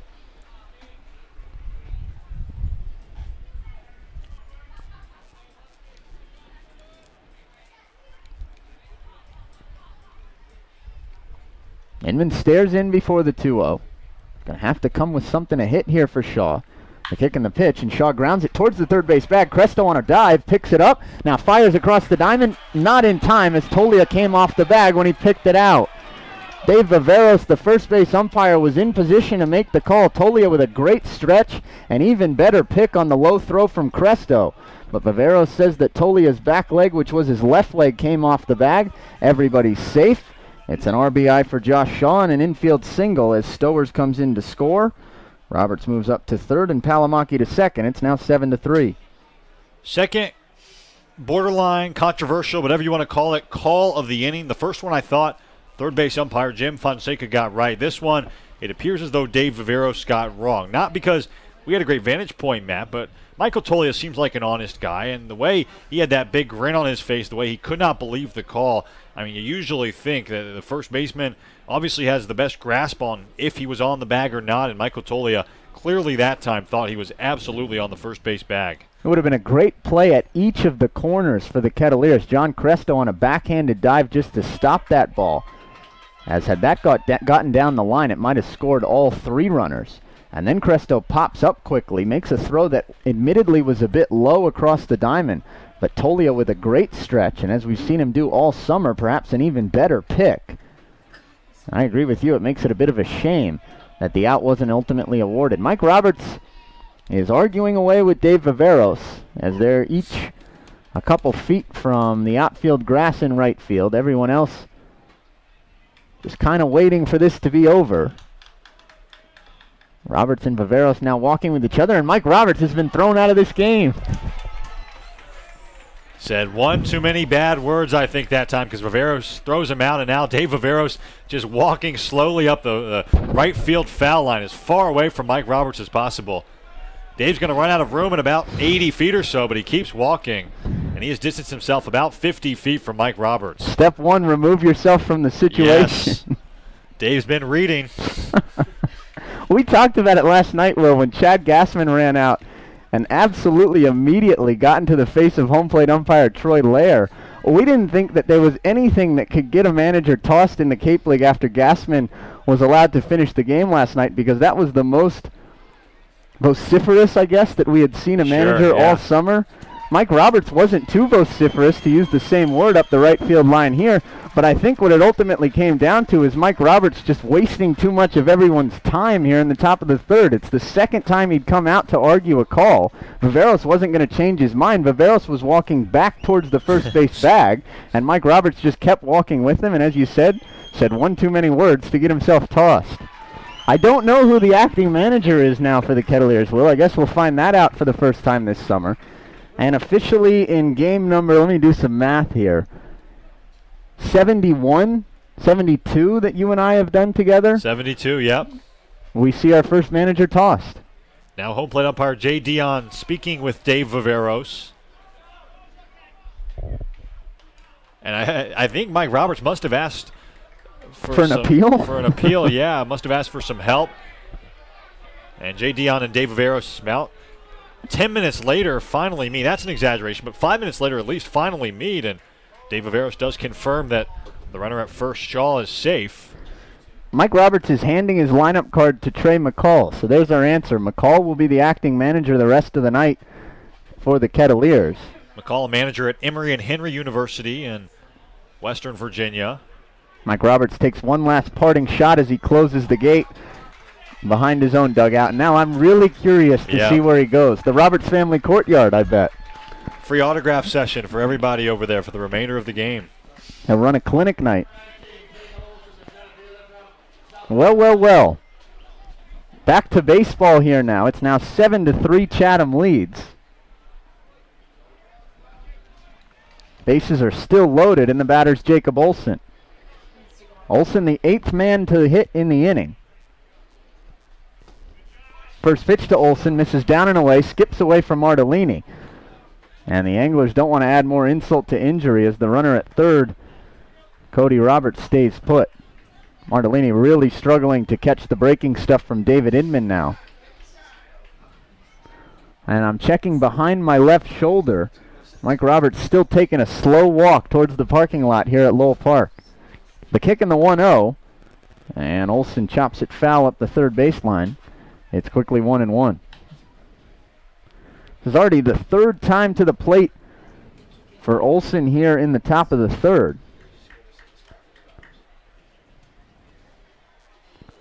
Inman stares in, now gets the sign. And from the stretch, the kick in the 1-1. Olson swings and misses. Good breaking ball there from Inman, and it's 1-2. Somebody behind us here in the press box just made a really good point too, Will, and that is that given the way the cars park for the players and game day interns as well as the coaches here at Lowell Park on home game days, Mike Roberts can't possibly get out of the parking lot if he chooses or if he wanted to choose to leave this game. So I guess he's either going to sit in the car or take a, what would be 6-7 inning walk here. Call up a buddy.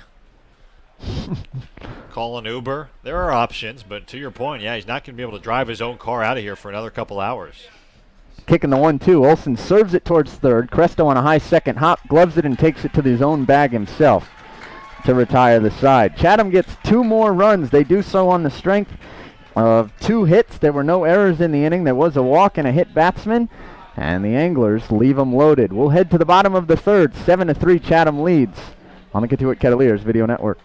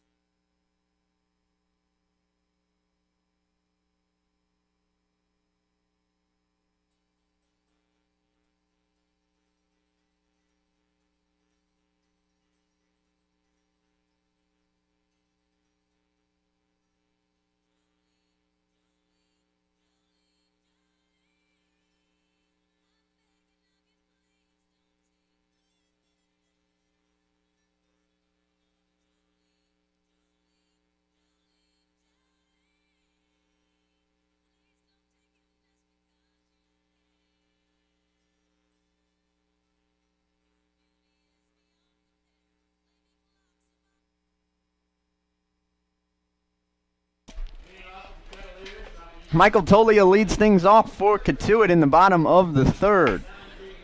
It's a symmetrical line score here on the scoreboard from Lowell Park. 7 runs, 7 hits, no errors for the Anglers. 3 runs, 3 hits, no errors for Cotuit. Tolia, Dillard, and Alexander, the 3 due up. Tolia swings at the first pitch in the bottom of the third, lifts it towards the left side, towards the foul line, but it'll stay in play for the shortstop Pena to make the catch while backpedaling for out number 1.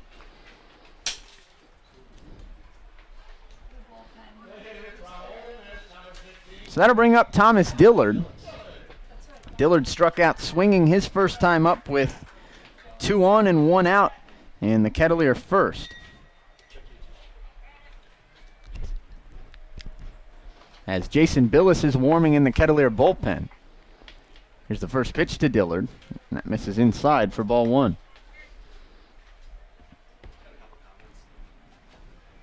It was the bottom of the first in which Cotuit ultimately scored just 1 run, although it could have been more when they had the first 3 men on base. 1-0 pitch misses low to Dillard for ball 2. Kettleers then got 2 in the bottom of the second thanks to a 2-run home run from Griffin Conine.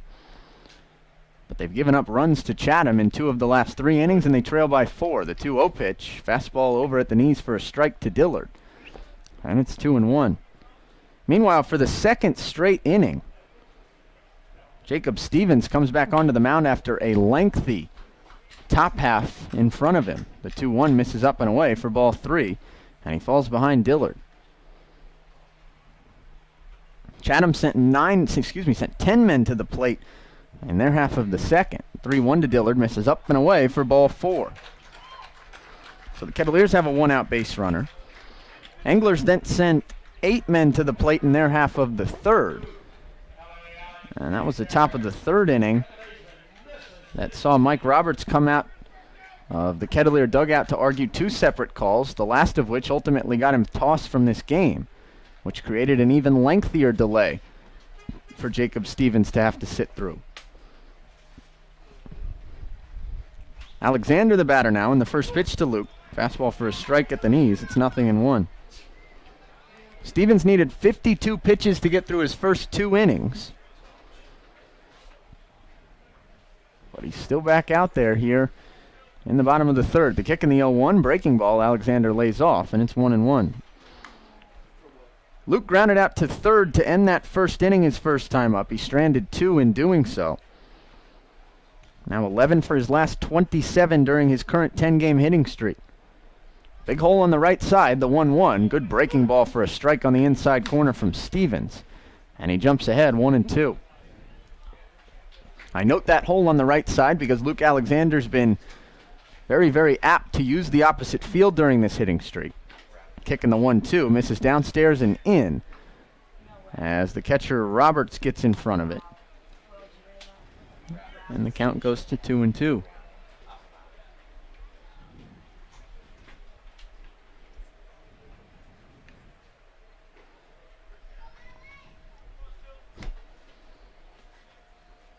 Now Stevens comes set, the kick in the 2-2. Alexander swings, serves it towards that right side again, loping over his Stowers, and he'll have it in time to make the catch for out number 2. The ball hung up just enough for Stowers, who we've already seen is a very speedy outfielder, to glide over to his left and pick it out of the air. And now the batter's Chandler Avant. Avant walked in front of Conine's 2-run shot in the bottom of the second. That walk came to lead off the inning.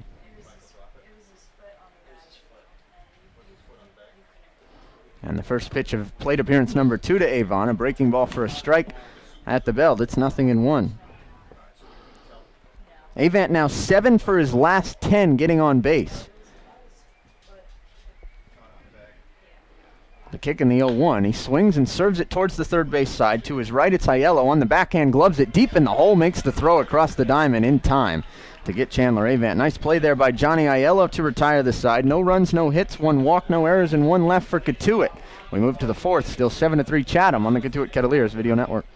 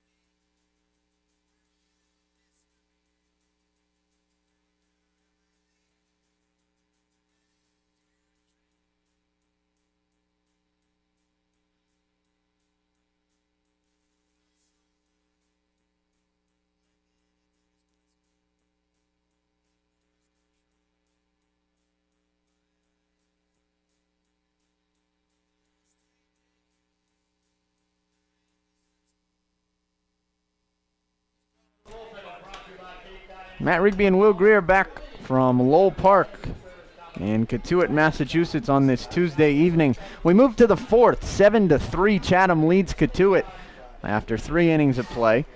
And in just inning number 4, the Kettleers will send what is already their 3rd pitcher of the evening to the mound. Brian Rapp, the infrequently used righty out of the bullpen for Cotuit, makes just his 3rd appearance of the summer. It will be the 2nd appearance out of the pen for Rapp.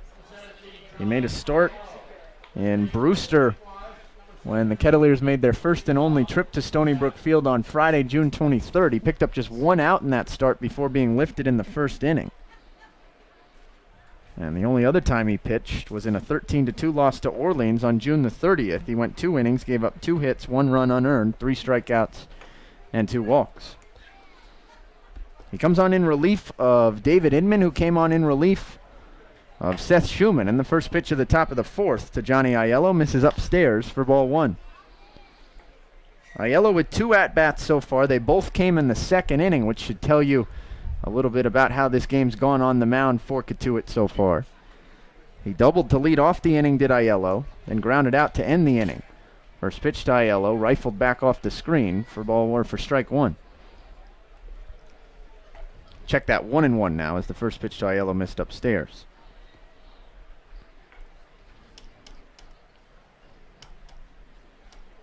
Johnny now 3 for 6 to begin his summer for Chatham. And the 1-1 misses up and away for ball 2.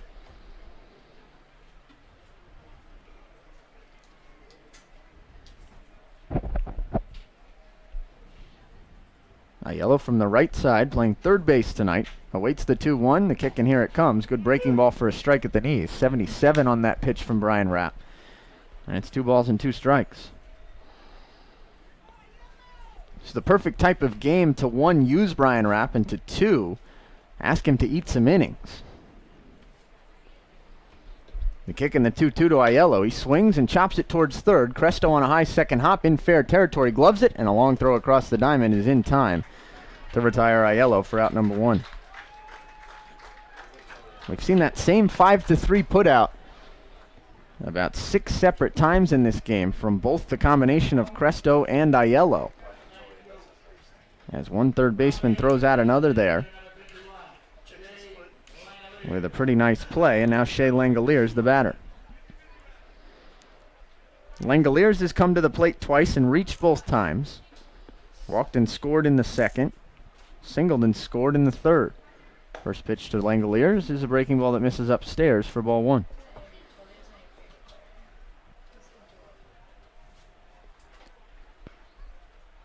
Will mentioned it his last time up. Langoliers tied for 2nd in the Cape League in home runs entering tonight. Takes a big rip and a miss at the 1-0.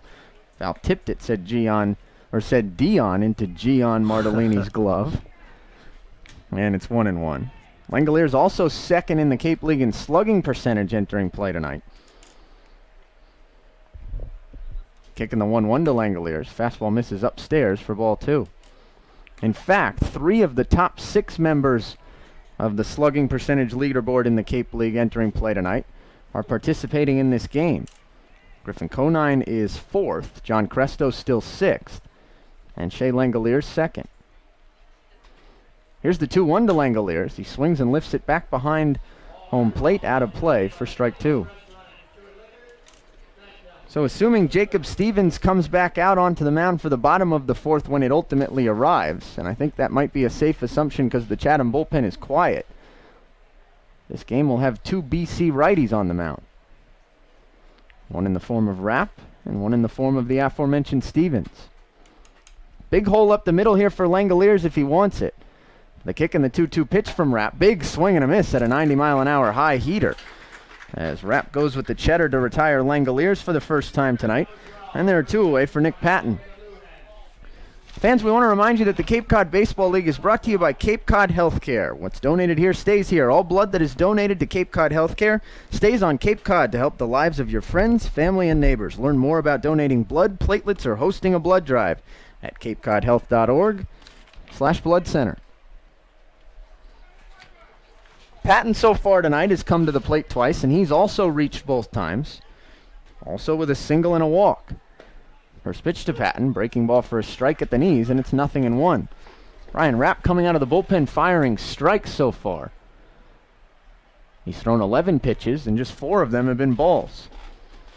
The kick in the 0-1. Patton swings and misses. There's another strike, another breaking ball from Rapp as he looks the best he's looked this summer. And he jumps ahead 0-2.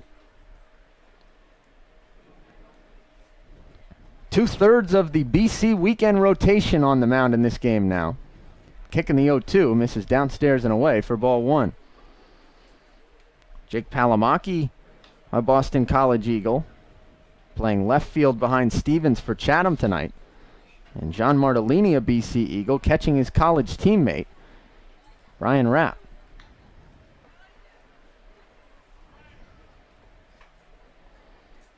Rapp with the 1-2. Patton swings, ropes it to straightaway left. Backing up is Kinnaman on his horse, looking up. That ball's off the top of the wall. Taking a wide turn around first and cruising into second with a stand-up 2-out double is Patton. It's the 8th hit of the night for Chatham. And Nick Patton's now 2 for 2. Elevated fastball that time and an uppercut swing from Nick Patton. Looked kind of Chris Bryant-esque that time. He just dangled the bat through the zone and had the big uppercut, launch angle kind of swing, the new age of baseball, to rifle that one high off that left center field wall. Patton missed a home run by about 4 feet of height there to straightaway left. As the batter now will be Josh Stowers. It's the 5th double of the season for Nick Patton. And now Stowers, who already has a double tonight, will look to cash him in. First pitch to Stowers, fastball that misses up and away for ball 1. Stowers drove in 2 with that first double back in the 2nd. That got the scoring started for Chatham tonight. They haven't really stopped since. Stowers also hit by a pitch and scored in the 3rd. He swings at the 1-0, loops it into straightaway right center. Genista backing up, looking up. That ball's out of here. Josh Stowers to straightaway right center. Got it up in the jet stream, and it just kept carrying. It's the first home run of the night for Chatham, and it's now 9-3 as Stowers picks up RBIs number 3 and 4 in this game.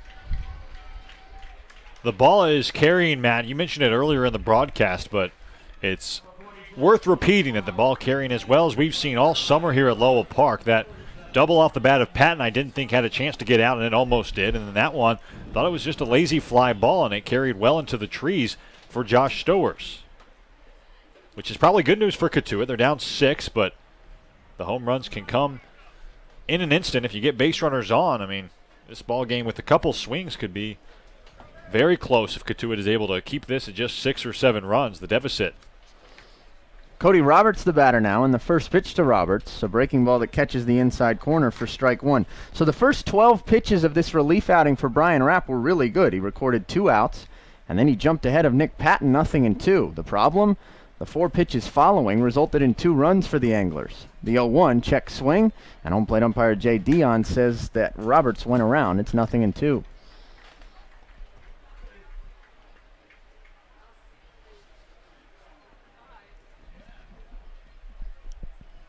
Now the 0-2 to Roberts. He swings, chops it towards third. Cresto waits on a high second hop, gloves it, now hops to his left, fires across the diamond high, pulls Tolia off the bag, but Tolia applies the tag nicely to complete the play and retire the side.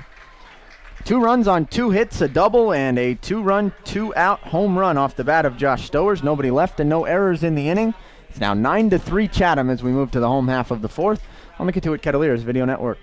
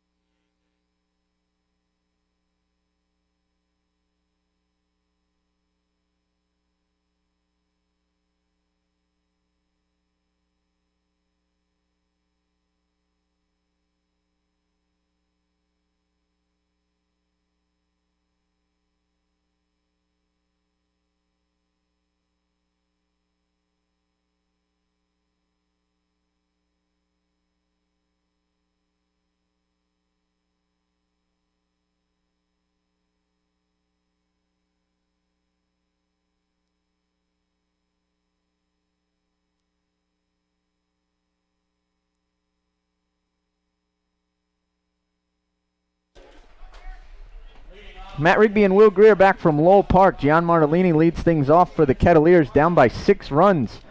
Is Cotuit as we move to the home half of the fourth. It's 9-3 Chatham leads. Martellini, Cresto, and Griffin, Conine 8-9 and 1 the 3-2 up against Jacob Stevens back onto the mound for his 4th inning of work. First pitch to Martellini from Stevens. A fastball for a strike at the belt, and it's 0-1. All BC matchup here between Stevens and Gian. Kicking the 0-1, and Martellini lays off a breaking ball down and away for ball 1. If there's anyone in the entire Kettleer dugout who knows what Jacob Stevens throws, it would be Gian Martellini, because he caught him throughout the college season. The 1-1, rifles one towards the third base bag. Fair ball down the left field line and into the corner. Martellini takes a wide turn around first, picking it out of the corner Palamaki, but the throw comes in too late as Martellini cruises in with a 2-out leadoff double, excuse me. That third base line, Matt, you mentioned it a couple times, but it has been worn out so far in this ball game. It seems like every other base hit goes fair down that third base line past the third baseman, and leadoff base runner with the ball carrying. Good news for Cotuit, down 6 here in the fourth. It's the 3rd double of the season for Martellini. And now John Cresto, the batter. Cresto 0 for 1 with a swinging strikeout. Takes a big swing and a miss at the first pitch from Stevens, and it's 0-1. It was the 30th strikeout of the season for John. He now trails his Kettleer teammate Brett Kinnaman by just 1 for the most strikeouts in the Cape League. Kinnaman hasn't struck out in a couple nights now. The 0-1 misses down and outside to Cresto, and it's ball 1.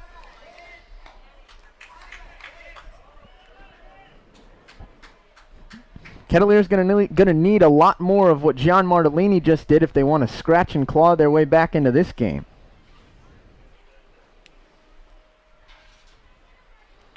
Kicking the 1-1 to Cresto. Big swing and a miss at a breaking ball, and it's 1-2.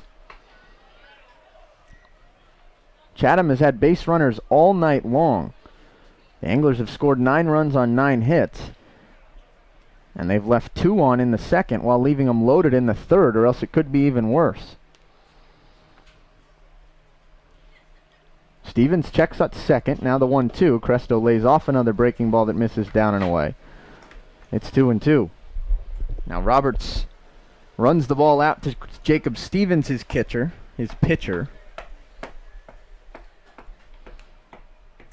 They have a brief word, and now everyone resets before the 2-2.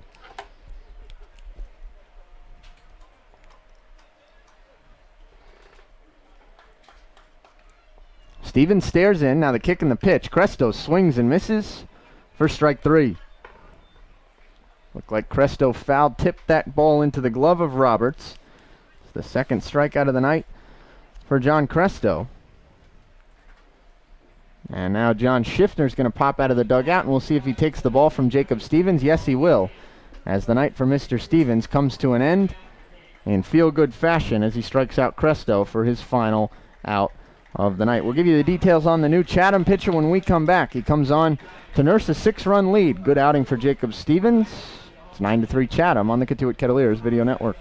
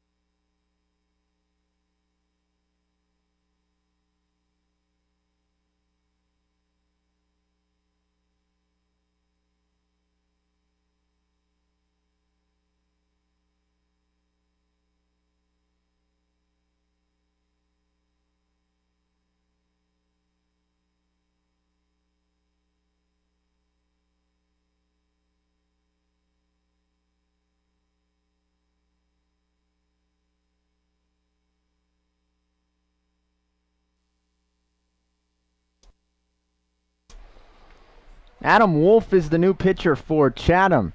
As we play with one out in the bottom of the fourth, Wolf comes on with his Anglers leading York Kettleers by a 6-run margin. It's 9-3. Jacob Stevens' night is done. He goes 3 1/3, throws 73 pitches, which necessitates his exit from the game.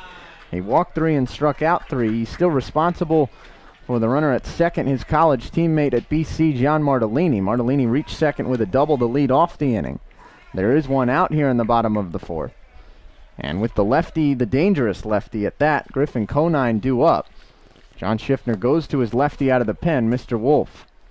The first pitch from Wolf to Conine. Breaking ball. Conine with a check swing for a strike. It's 0-1.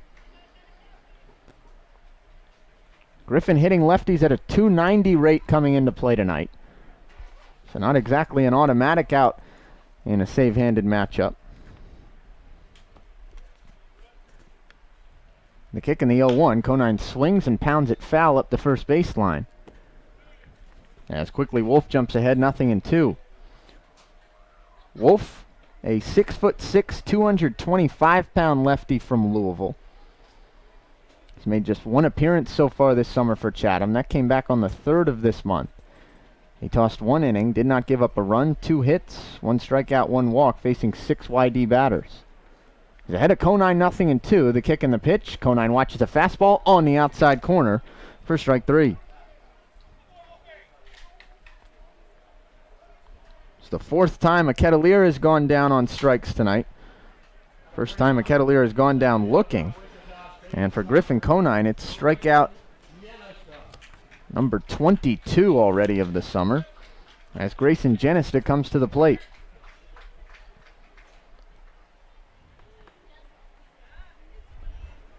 Somewhat quietly over the course of the last couple weeks, Will, and I say quietly because it's not as though Griffin hasn't still been producing at the plate, but he started to see his strikeout numbers increase in volume quite a bit. He entered play tonight tied for 9th in the Cape League in most strikeouts. And now he breaks that tie with a strikeout here. Point is, he's in the top 10. There's been at-bats like that where he's looked absolutely fooled 3 pitches in a row. First pitch in another lefty-lefty matchup is a breaking ball down in a way that Genista lays off, and it's 1-0. Not an excuse, and Griffin would tell you it's not an excuse, but this situation, the same one that we've seen play out a lot over the last couple of weeks, managers bringing in a lefty to face Griffin. Maybe that's a reason why those strikeout numbers have gone up. 1-0 pitch. Good fastball on the inside corner. Busts Genista back for strike 1.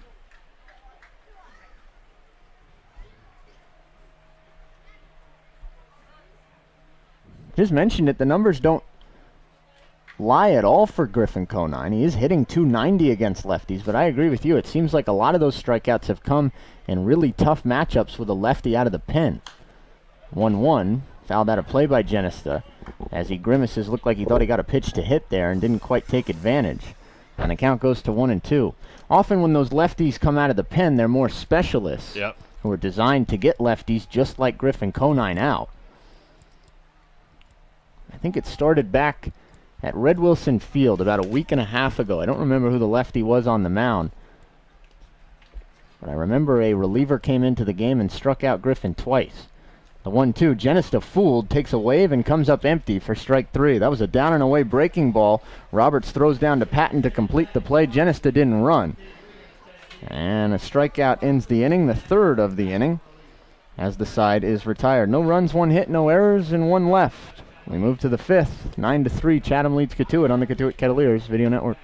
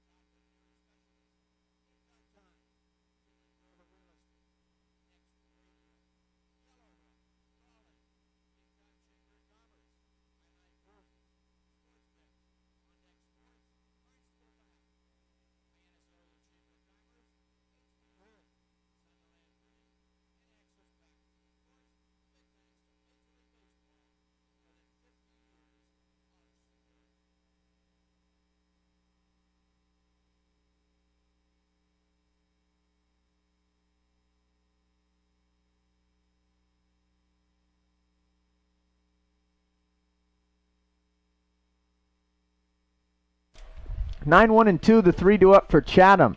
As the Anglers lead the Kettleers 9-3, we head to inning number 5. Brian Rapp back onto the mound for the Kettleers for his second inning of work. And here to take you through the 5th, Will Greer. Thank you very much, Matt Rigby. As you mentioned, 9-1-2 coming up. Pena, Palamaki, and Shaw. A righty, a switch hitter, and a righty against the righty. Brian Rapp out for inning number 2. Grayson Ginista fires a baseball back in, and now John Cresto lobs it over toward the Cotuit dugout. So we're slightly delayed here on this Tuesday evening from Lowell Park. But what's new? This ball game on pace to be right around 4 hours here at the top of the 5th. As Rapp out of the windup fires a first pitch fastball that Pena chops high to the shortstop Avant. He's in, up with it, and throws to Tolia at first for a quick out number 1 here in the 5th. So Pena, the main Black Bear shortstop, now 0 for 2 with a walk and a run. And the lineup card flips over for the leadoff man, Jake Palamaki. Will Greer and Matt Rigby alongside you. 9-3 ball game. Cotuit, if you'll believe it, was up 1-0 after 1 in this one. It's a lot of ones consecutively in a sentence, but then Chatham fighting back, and they're up 6 now. First pitch into Palamaki, inner half for strike 1. Jake facing his BC teammate, Brian Rapp. Palamaki 0 for 3 so far in this one. 0-1. Curveball skips a couple feet behind, in front of the plate that time, behind Gian Marcellini for ball 1. Palamaki did drive in a run back in the 5-run second for Chatham with a sacrifice fly to Griffin Conine.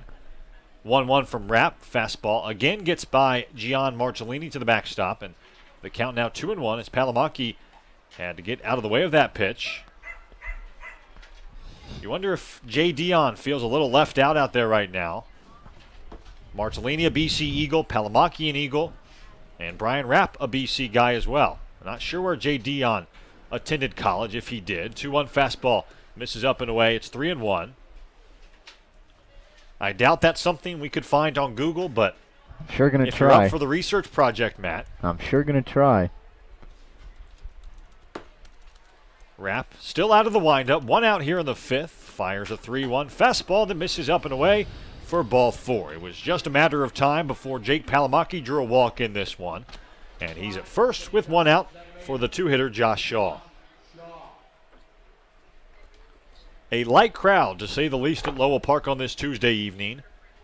It's 75 degrees outside. Feels like 80, though, with the humidity. Now above 85% humidity here in Cotuit, Massachusetts. Light winds, and not too pleasant of a day to watch a baseball game, especially with the hometown Kettleers down by 6 here in the 5th. Shaw steps into the right side. A quiet stance. He looks at a first pitch fastball for strike 1. Josh Shaw, the former Kettleer, back at Lowell Park for the first time since last summer. And 2 for 3 with a couple RBI singles in this one. I've got it. Please tell me. I want you to guess in a weird way. Rapp out of the stretch, taking his time, and Shaw calls time. This team, I'll give you some hints. It's not fair to just have you guess. How did you find Jay Dion's school? There's a lot written about Jay Dion, somewhat fascinatingly, on the internet. He was actually a draft pick to the Astros back out of high school. Rapp throws over. Tolia applies the tag late. Palamaki back in safely. This team hosted a regional this year. So 1 of 16. Houston. No, that's close. 0-1 from Rapp. Fastball misses low. Now I think it's 2-0. The scoreboard shows 1-1. Close in that it's a mid-major school.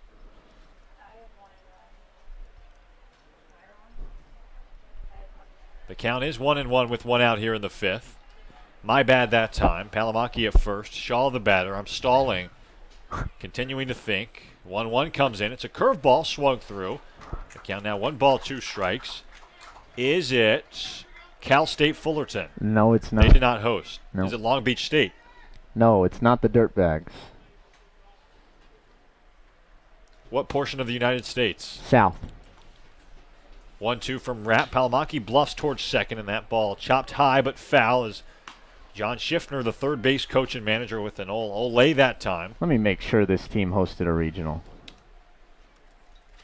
So we can confirm that Jay Dion is not a Boston College Eagle. That's correct.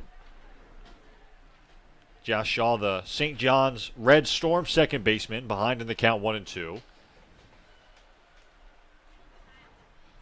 The pitch from Rapp, outside fastball, chopped to Avan at short. He charges, gloves, and throws to Tolley at first for out number 2 as Josh Shaw takes a tumble behind the first base bag. He's okay.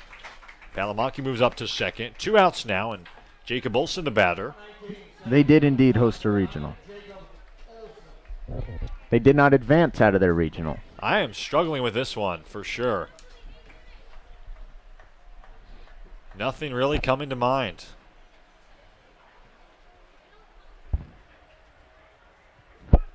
Lay it on me. Southern Miss. He was a Golden Southern Eagle. Miss. Unbelievable. So nowhere close to Boston College for Mr. Dion. First pitch fastball. Olson foul tips behind Martellini for strike 1. Long way from Boston to Hattiesburg, huh? How does a guy like Jay Dion end up here then? Anything else interesting in the article? I believe he's local. Let me look it up. If I can find Riley's roast beef in Lawrence, I'll have my answer. So maybe he went far away to school. Maybe he's a Northeast guy. 0-1 breaking ball swung through by Olson. It's 0-2. Yeah, he is a Northeast guy. From Lawrence, Massachusetts.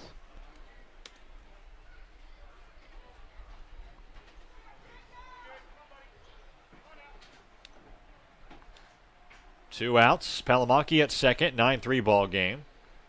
So he got his Southern cup of tea, if you will, and then decided to come back home.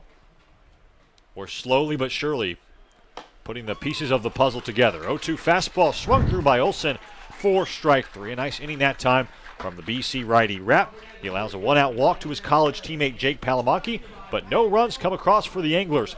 And after 4.5 now from Lowell Park, 9-3 Chatham, the score on the Cotuit Cavaliers Video Network.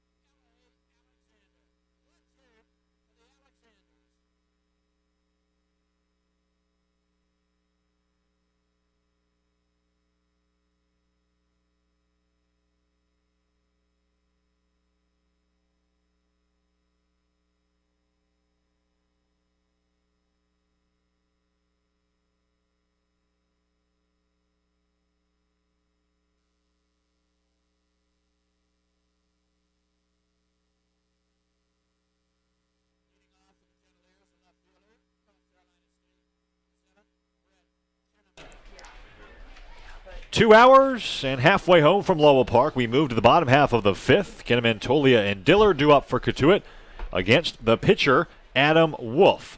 The Louisville Cardinal lefty here in the bottom half of the fifth. As Cotuit will try to cut into the 6-run deficit, trailing 9-3 halfway home through this one. Will Greer and Matt Rigby alongside you as Wolf, the tall 6'6 lefty, fires a first pitch two-seamer that gets the inner half into Kinnaman for strike 1. PSA before I forget here in the bottom of the fifth, Will. I'll be taking a respite in the 6th inning. Will not be on the play-by-play reins. 0-1 high leg kick and delivery. Breaking ball, check swing, appealed onto third. And Brett Kinnaman did go around, says Jim Fonseca. It's 0-2. One of our beat writing interns here at Cotuit, and your fellow Wildcat, Matt McHugh, and I flipped a coin. It ended up being 13 times because the best of 5 ended in a sweep. 0-2. Another breaking pitch swung through. Boy, Adam Wolf looks really good out there. 3 strikeouts in the 3 batters he's faced, and there's one gone for Michael Tolia. And because The cookie crumbled in his favor. Matt McHugh will have the play-by-play reins in the 6th. Looking forward to that. Maybe Matt and I can relive some Northwestern memories from the past year in that 6th inning in a 9-3 ball game. First pitch fastball inner half for strike one into Tolia. Maybe you guys can find out where Dave Viveros or Jim Fonseca went to school. Tolia 0 for 2, swings at an 0-1 fastball and fouls it out of play. Back behind the plate, it's 0-2 now on Michael Tolia.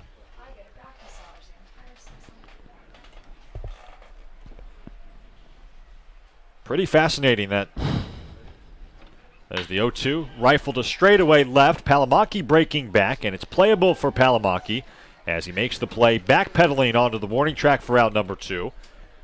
With Thomas Dillard coming up. Anyway, Matt, I kind of just tossed it up there, not rhetorically, but not thinking that we would be able to find any information on Jay Dion. And my guess would be that there aren't a whole lot of umpires in the Cape League who have articles written about them, who have articles where we can find their alma mater. But Jay Dion, one of those guys. It's a fascinating story. You and I were talking about it in between innings. Dillard, the batter now from the right side for the first time today. Lines one to the third baseman, Aiello, who dives and gloves for out number 3. Maybe we'll get to that later. There you go. Yeah, you can tell it when I'm sitting behind you through the 6th. Something to look forward to, a 9-3 ball game as we move to the 6th on the Cotuit Kettleers Video Network.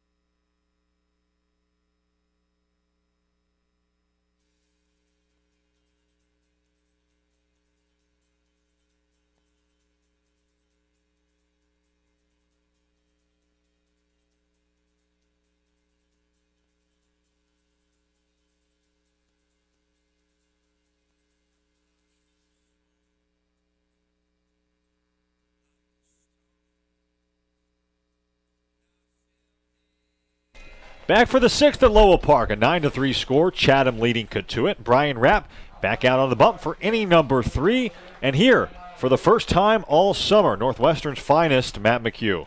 Thank you, Will. I'm very excited to be back on the air. I did the exhibition game with Matt Liberman all the way back on, I think it was right in the beginning of June. So it's been a little over a month now, but thank you to you. Thank you to Matt Rigby for giving me this beautiful 6th inning. Cotuit trailing 9-3 here at Lowell Park.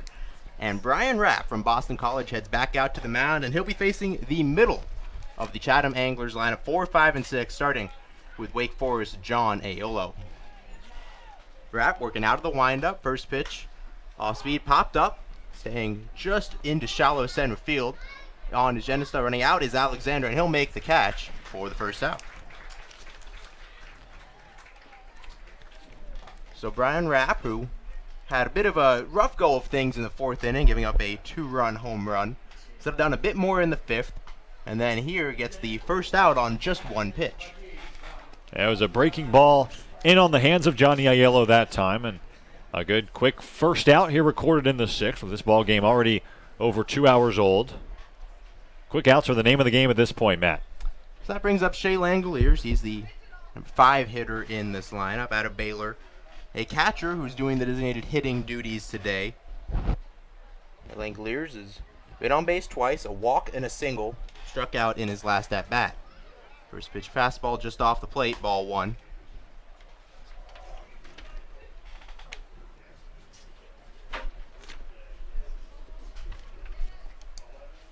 Fastball swung on and missed, strike 2. A pinch hitter in the game now for Chatham. 9-3 ball game. We start to see some substitutions. Ashton McGee Left-handed hitting second baseman, getting his first at-bat of the game. Now 1-1 count. Off-speed foul straight back. So, Will, at this point in the game, 9-3 ball game, 6th inning, you start to see a few substitutions, try to get some guys some playing time. Langoliers has been in there a lot this year, 17 games. McGee, this is just his 12th of the season. Looking to get going, 4 for 37 this summer. Here's out of North Carolina. It's the 1-2 pitch from Rapp, way inside, ball 2. DH makes some sense to pitch hit here. Obviously don't have to deal with the repercussions from a defensive standpoint. You just insert McGee for Langoliers straight up if you're John Schiffner. So 2-2 count for Rapp. Winds and delivers. Popped up, foul down the third base side. So McGee stays alive.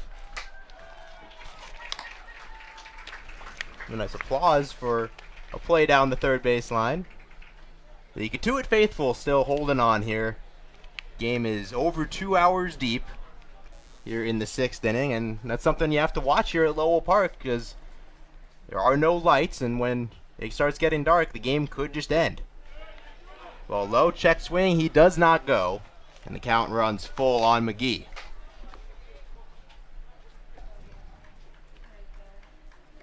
Defense is shifting McGee straight away. Probably not too much of a book on him. Again, this is just his 12th game of the summer. As Rapp steps off the rubber. A 9-3 ball game in the 6th. 3-2 count. Rapp delivers. And it's low, ball 4. So McGee, pinch hit appearance, draws the walk. And we'll try to add to this Chatham lead with Nick Patton coming up. You know, that's the last thing that Brian Rapp wants to do in a 6-run ball game here in the 6th, but it's not like that changeup missed by much. Just a really nice take from McGee to reach at first base. And Patton has not been retired today, so a tough out at the plate. Patton is 2 for 2, a single, a walk, and a double, and has scored twice. First pitch breaking ball. Patton swings and misses, strike 1. And Rapp likes to rely on that curveball, that off-speed pitch. He doesn't get it up there too high with the fastball. It sits in the mid to high 80s, but a big drop on that breaking ball. It's the 1-0. Fastball swung on and missed. Now quick 0-2 on Patton. Yeah, it's certainly all about mixing pitches for Brian Rapp. We saw him not really have that breaking ball in the start a couple weeks ago at Brewster. Tonight it appears as though he has commanded that breaking pitch. He's fooled Patton twice now. So we'll see if he goes with that again, an 0-2 count. McGee has a healthy lead off first base. The 0-2 pitch. Swung on and missed. Yet another breaking ball, and Patton is down on 3 straight strikes. Breaking pitch has a lot of dip to it for Brian Rapp so far in this one. Mixing in a changeup as well, so one of the off-speed pitches breaks away from the right-handed batter. The other just breaks down, and that one certainly broke away into Patton, who swung through it for strike 3. So now with 2 outs, Josh Stowers steps into the box, and Stowers is having an excellent day. He homered in his last at-bat. He checks his swing, just gets a piece there. A 2-run homer off Rapp in the 4th. He was hit by a pitch in the 3rd. He doubled in the 2nd, and he has come around to score all 3 times. So hard to have a much better day than Stowers is having. The outfielder out of Louisville. Rapp comes set. And the 0-1. Fastball chopped towards third, just foul of the bag, and now an 0-2 count on Stowers. Stowers at Louisville this year stole 22 bases in his sophomore season, and as we saw tonight, has some excellent power as well. Showed his good range in right field. He's really showed off almost every tool you can ask for out of an outfielder. But Rapp ahead on him here, 0-2. He'll step off the rubber.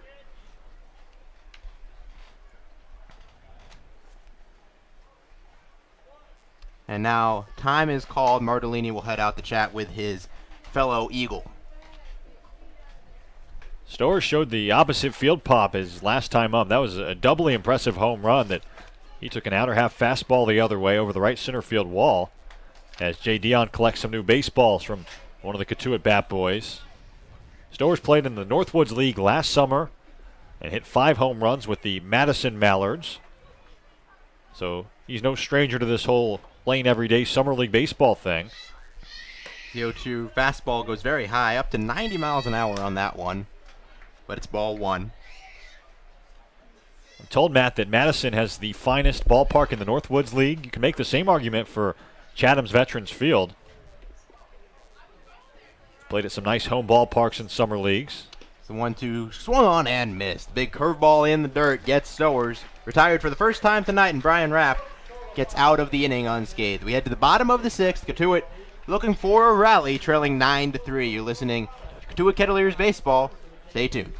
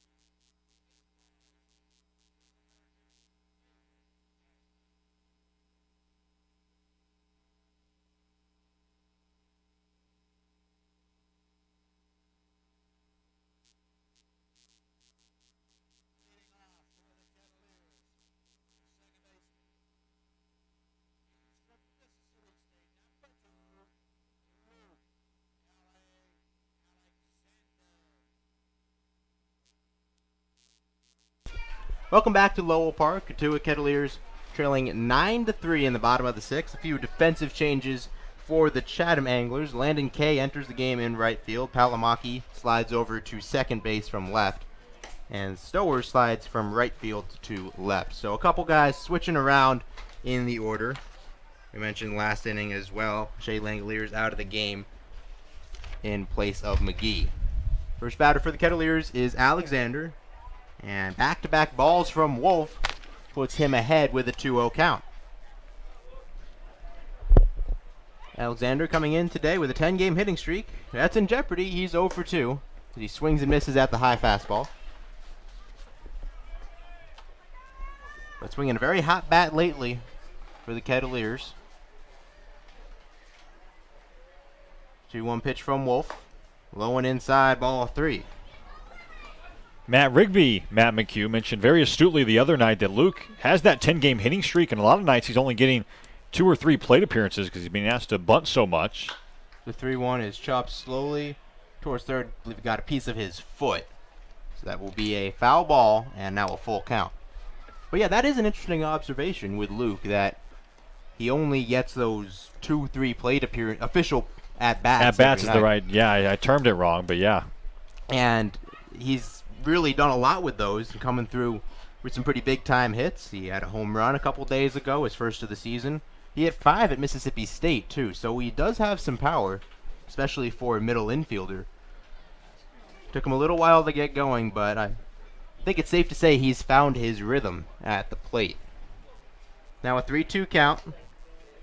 Wolf out of the windup delivers. Fastball foul back, just gets a piece. And Luke lives to see another pitch.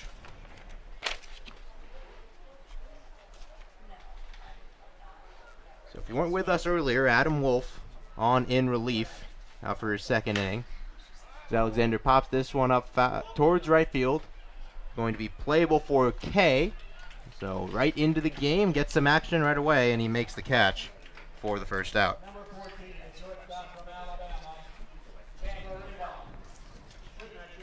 Landon Kay, out of Furman University, makes the play down the right field line and starts things off here in the bottom of the 6th. So now Chandler Avant steps up to the plate. Avant is 0 for 1 with a walk. First pitch, lined into right center field, running over, and not going to get it is Kay. That's a base hit for Avant. So the birthday boy comes through. One of 2 birthday boys in the lineup for the Kettleers. Griffin Conine and Chandler Avant both celebrating their birthdays today. Conine obviously had his big 2-run homer earlier, and now Avant gets in on the fun with a base hit.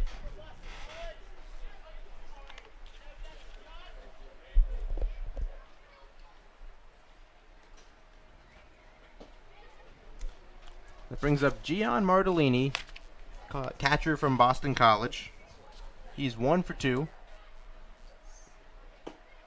First pitch runs outside, ball 1, and Martellini was really close to being 2 for 2. His first at bat, he had a pop up down the right field line, an exceptional play by right fielder Sowers made almost an incredible catch that really took that away from Martellini. Martellini not happy with that strike call on the inside corner, now 1-1.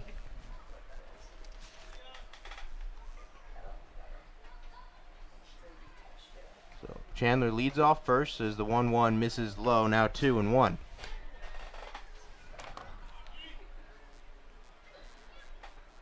On deck, John Cresto, the third baseman from Santa Clara. He's looking to get going, 0 for 2 with a pair of strikeouts. Kettleers trying to pick up a rally, pick up a few more runs. Fastball at the knees, now 2-2. Wolf very deliberate out there, taking his time. You would never know that it's a 6-run ball game. Every single pitch meaning a lot to the tall lefty out of Louisville. 2-2 pitch. Swung on and missed. Big curveball had Martellini fooled the whole time. As he goes down on strikes for the second out. It's the 4th strikeout for Wolf out of the bullpen. And that hit to Chandler Avant is the only base runner he's allowed. He has been absolutely dealing in just his 2nd game for the Anglers this season. Yeah, 6'6", 225, lefty. 3 things that scouts really like to see. You could certainly see an MLB future for Adam Wolf. So now Cresto steps in as the first pitch popped foul. And not only is he 6'6" with all the physical tools you see, he can run it up into the low 90s with the fastball and then drop the hammer on these hitters with the big curveball. See why he was so effective for what was a very good Louisville team this year out of their bullpen. So Avant leads off first as the 0-1 swung on and missed. The fastball outside. Quick 0-2 on Cresto. That's a 2-seamer tailing away from John in the right-handed hitter's batter's box. Nearly unhittable pitch. It looks like it's going to be on the outer half. It ends up way outside, but at 92 miles an hour, you just don't have enough time to react. No 2 count on Cresto. Wolf delivers. Breaking ball in there. Called strike 3. Cresto down on strikes for the 3rd time.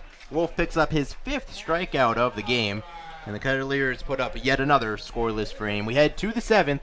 Cotuit trailing 9-3. We'll be back with Will Greer and Matt Rigby returning to his broadcaster position. Thanks for listening, and go Kettleers.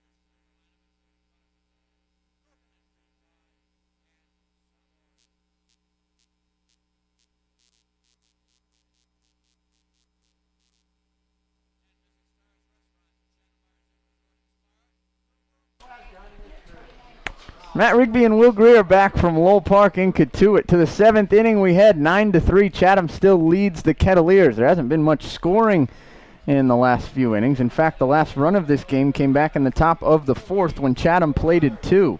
Kettleers haven't scored since the 2nd.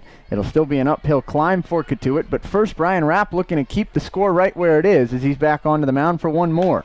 First pitch of the top of the 7th, a fastball that misses up to Cody Roberts for ball 1. Roberts, Pena, and Palamaki, 8, 9, and 1, the 3 due up for Chatham. 2 righties and a switch hitter in Palamaki. Roberts 0 for 3 tonight, the 1-0. He grounds it towards the hole left side. Cresto moving over to his left, gloves it, couple crow hops, and a fire onto first for out number 1. So make it 0 for 4 now for Cody Roberts, and Jeremy Pena, who's 0 for 2 with a walk and a run scored, will be the batter. Brian Rapp came on with 2 outs in the top of the Chatham 2nd inning in this game, and he's been the Cotuit pitcher ever since. Not the prettiest line so far for Rapp, but he's doing exactly what the Kettleers needed, eating innings. First pitch, good breaking ball for a strike on the inside corner, and it's 0-1. And I say not the prettiest line, but I think for the most part, Will, Brian Rapp's looked pretty good tonight. He ran into a couple speed bumps at certain spots in the order in certain innings tonight. The 0-1 wasted away foul, and it's quickly 0-2. The biggest of those speed bumps came with 2 outs in the 4th after Rapp got the first 2 batters of the inning. Nick Patton doubled off the wall in straightaway left, and then Josh Stowers hit a 2-run home run. The kick in the 0-2, and that misses downstairs for ball 1. Since then, though, Rapp faced just 4 batters, walking only 1 in the 5th. Faced 4 batters, walking only 1 in the 6th, and he's got the first man here in the 7th, so he hasn't given up a hit since that 2-run homer. He's had a Pena here 1-2. The kick and the pitch misses downstairs for ball 2. Big thanks to Matt McHugh for tagging me out for an inning, I suppose. Thought Matt did a pretty good job, didn't you? Absolutely. Yeah. Has some experience, did a lot of Northwestern baseball games this summer. And it shone right through the airwaves tonight. Promised we'd tell the story about Jay Dion when I got back on the reins, so we'll try to get to that some point in this 7th inning. 2-2, misses downstairs to Pena. And after jumping ahead 0-2, Brian Rapp has fallen behind once again as the count to Pena runs full. We've got some fun this day in baseball history is coming, Matt, after you tell the tale of Jay Dion.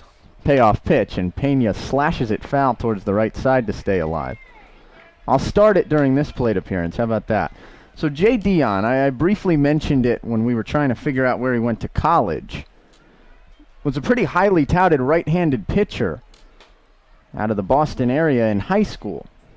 Pena chokes up on the bat a bit before this next payoff pitch. He swings and nubs it foul up the third baseline to stay alive once more. Anyway, Dion was drafted by the Astros, but on New Year's Eve of his senior year of high school, Dion went out with a bunch of friends. They ran into a little bit of trouble. They ran into what Dion called a punk kid. First, another payoff pitch. Pena watches it miss downstairs for ball 4. Great at-bat there from Jeremy Pena. Brian Rapp jumps ahead 0-2 and ultimately loses Pena as the lineup card turns over for Palamaki. Anyway, the quote exactly from Dion was that this punky kid was walking by and someone in their car said something to him. The kid then issued a threat, and I think Dion and his crew, if you'll call it that, didn't take the threat seriously. As the first pitch now to Jake Palamaki catches the inside corner for strike 1. So they kind of lingered around the situation, and that, quote, punky kid came back with a rifle, and he ended up shooting Jay Dion in the pitching shoulder. Really tragic. The kick in the 0-1, lifted to shallow center. Grayson Genesta on his horse. He makes a dive, and did he make the catch? I think he trapped it. No, he caught the ball. What a play by Grayson Genesta. Third base umpire Jim Fonseca, who was playing at the second base bag, or positioned at the second base bag, made the call. Grayson Jennista got a late break on that ball, but recovered in time to make the nicest play of the day for a Kettleer outfielder. So now 2 away with 1 on for Josh Shaw. Anyway, as I mentioned at the time, Jay Dion had a scholarship offer on the table from Southern Miss, and he did, according to the article that I found, as the first pitch misses up and into Josh Shaw for ball 1. He did recover in time to pitch his freshman season at Southern Miss, and apparently he still had the velocity, but he had no more command, and his career as a result ultimately fanned out. The kick in the 1-0. Big swing and a miss. There's a pinch hitter, Will tells me. It's Landon Kay. Forgot to write the changes into the lineup in my scorebook when Matt McHugh delivered them to you in the 6th. So Landon Kay now 1-1 in the count. Anyway, all's well that ends well for Dion. There is a point to the article that I read. The 1-1 misses down and outside. Throw behind the runner. Skips into Tolia. Ugly looking throw there from Martellini. And Tolia has to save his catcher. As Pena trots back to the bag, it's now 2-1 to Kay.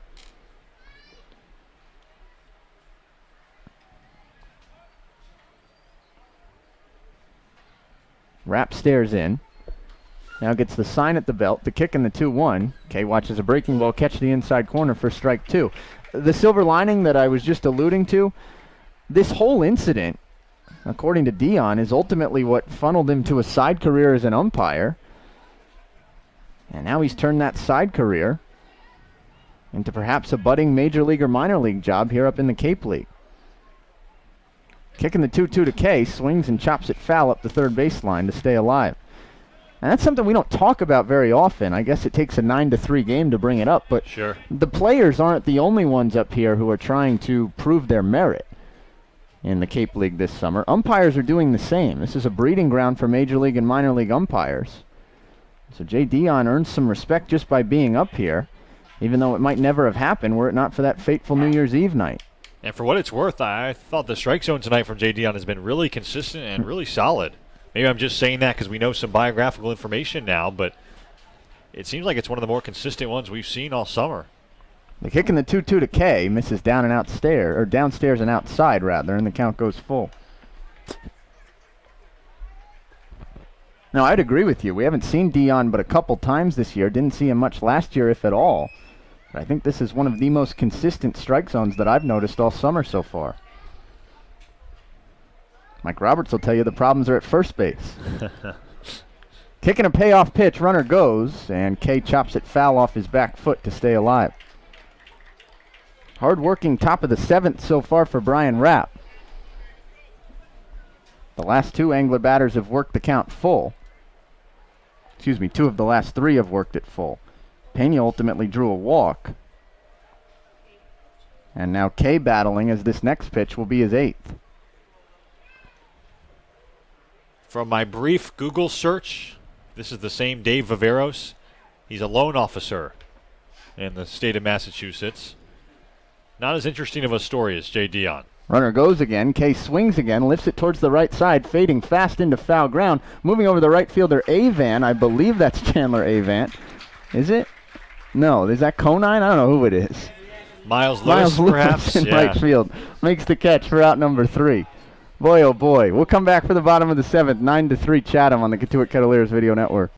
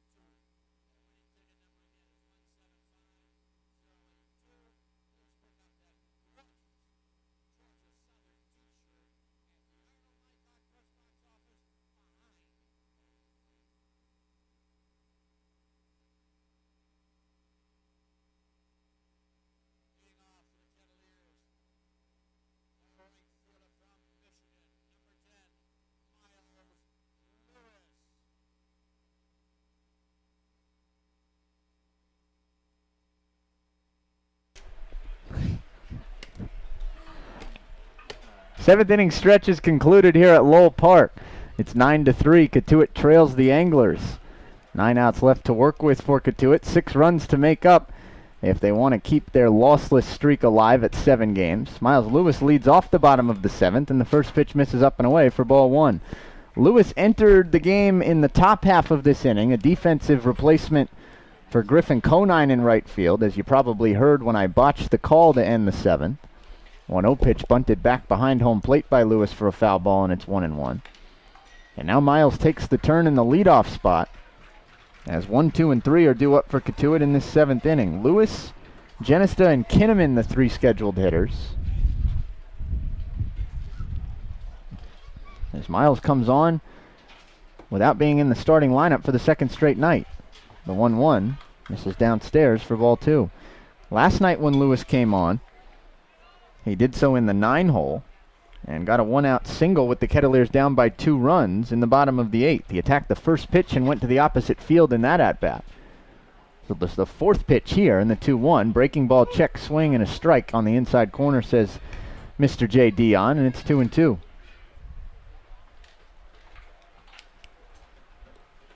Matt Rigby and Will Greer with you on the Cotuit Kettleers video network on this sticky Tuesday evening.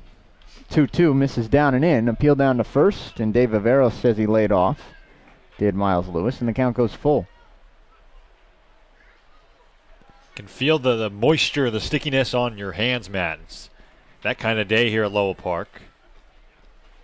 Another payoff pitch. Lewis grounds it towards the hole left side, moving over the shortstop Pena to his right on the backhand, gloves it, hopped in a throw, but not in time, as the speedy Lewis beats it out for an infield single.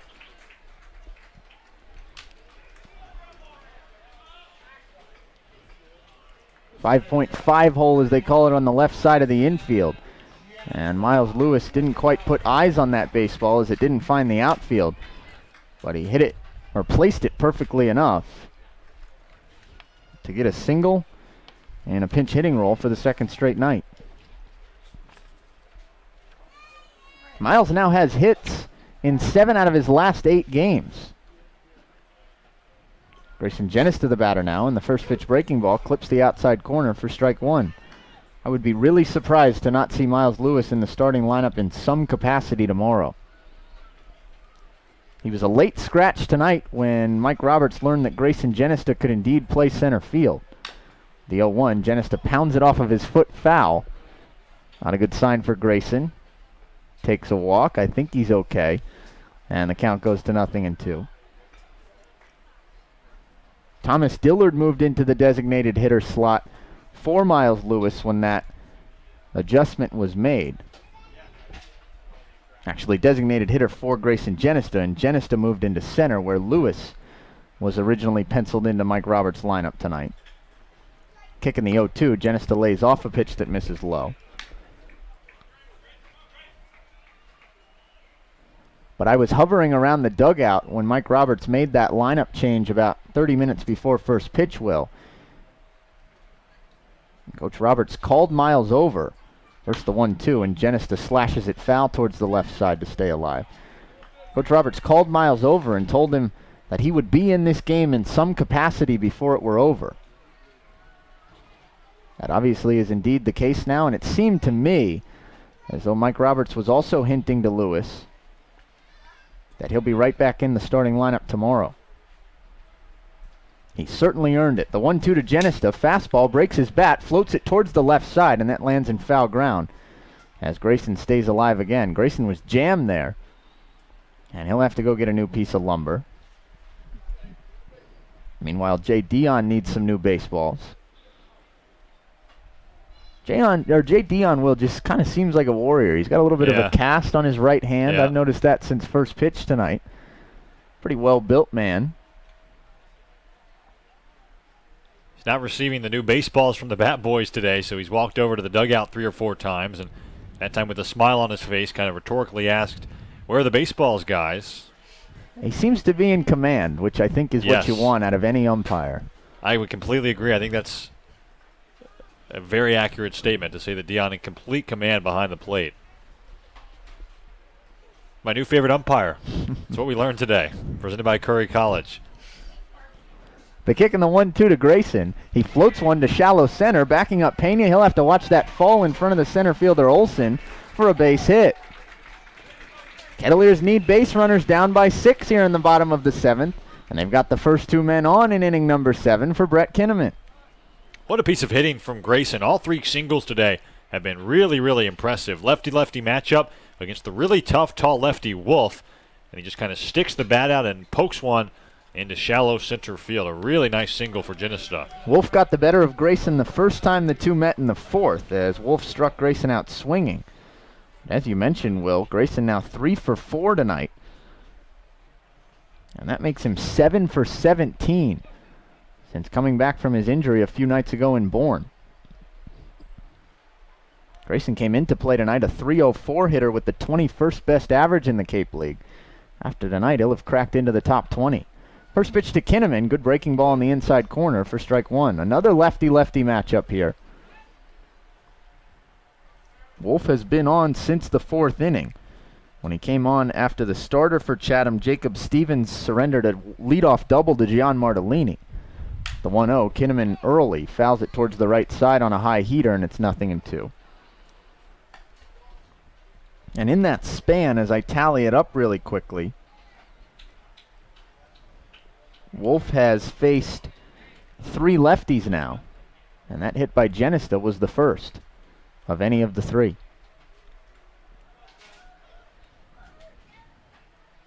4 lefties, and that one was the first. Check that. The 0-2 now to Kinnaman, the lefty, and he lays off on a breaking ball down and away for ball 1.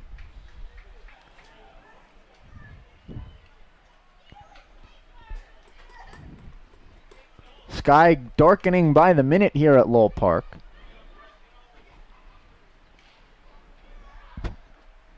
Wolf comes set at the belt. The kick in the 1-2. Kinnaman watches it miss downstairs. It skips off the mask of Roberts towards his right.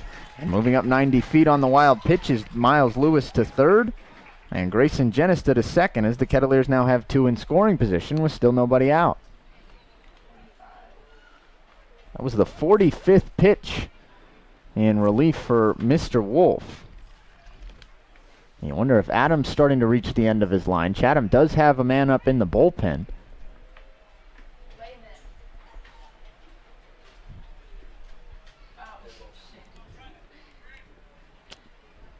As Wolf comes set at the belt and steps off. It was a rainy morning across Cape Cod. There was a time around 12:30 or so, Will, when I wondered with you whether or not we would even play baseball tonight.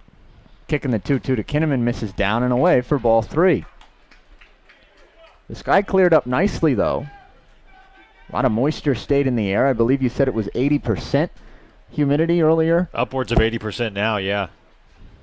And now it looks like those potentially rainy skies are starting to creep back in to Lowell Park here in Cotuit. To your point about Wolf maybe tiring, he made 24 appearances for Louisville this summer, or this season I should say, all out of the bullpen. Payoff pitch. Kinnaman checks his swing. Ball misses outside and down. And the appeal down to third. Jim Fonseca says he didn't go around. Brett Kinnaman draws his second walk of the night. The first 3 men have reached here in the bottom of the 7th for Cotuit. It's still a 6-run lead, but the Kettleers have something in the pot. John Schiffner pops out of the dugout. Adam Wolf's night's going to come to an end. There'll be a new pitcher for Mr. Schiffner, as things getting a little dicey for Chatham here in the home half of the 7th. We'll step aside and give you the details on the new righty or lefty, whichever it may be, for the Anglers when we come back on the Cotuit Kettleers Video Network.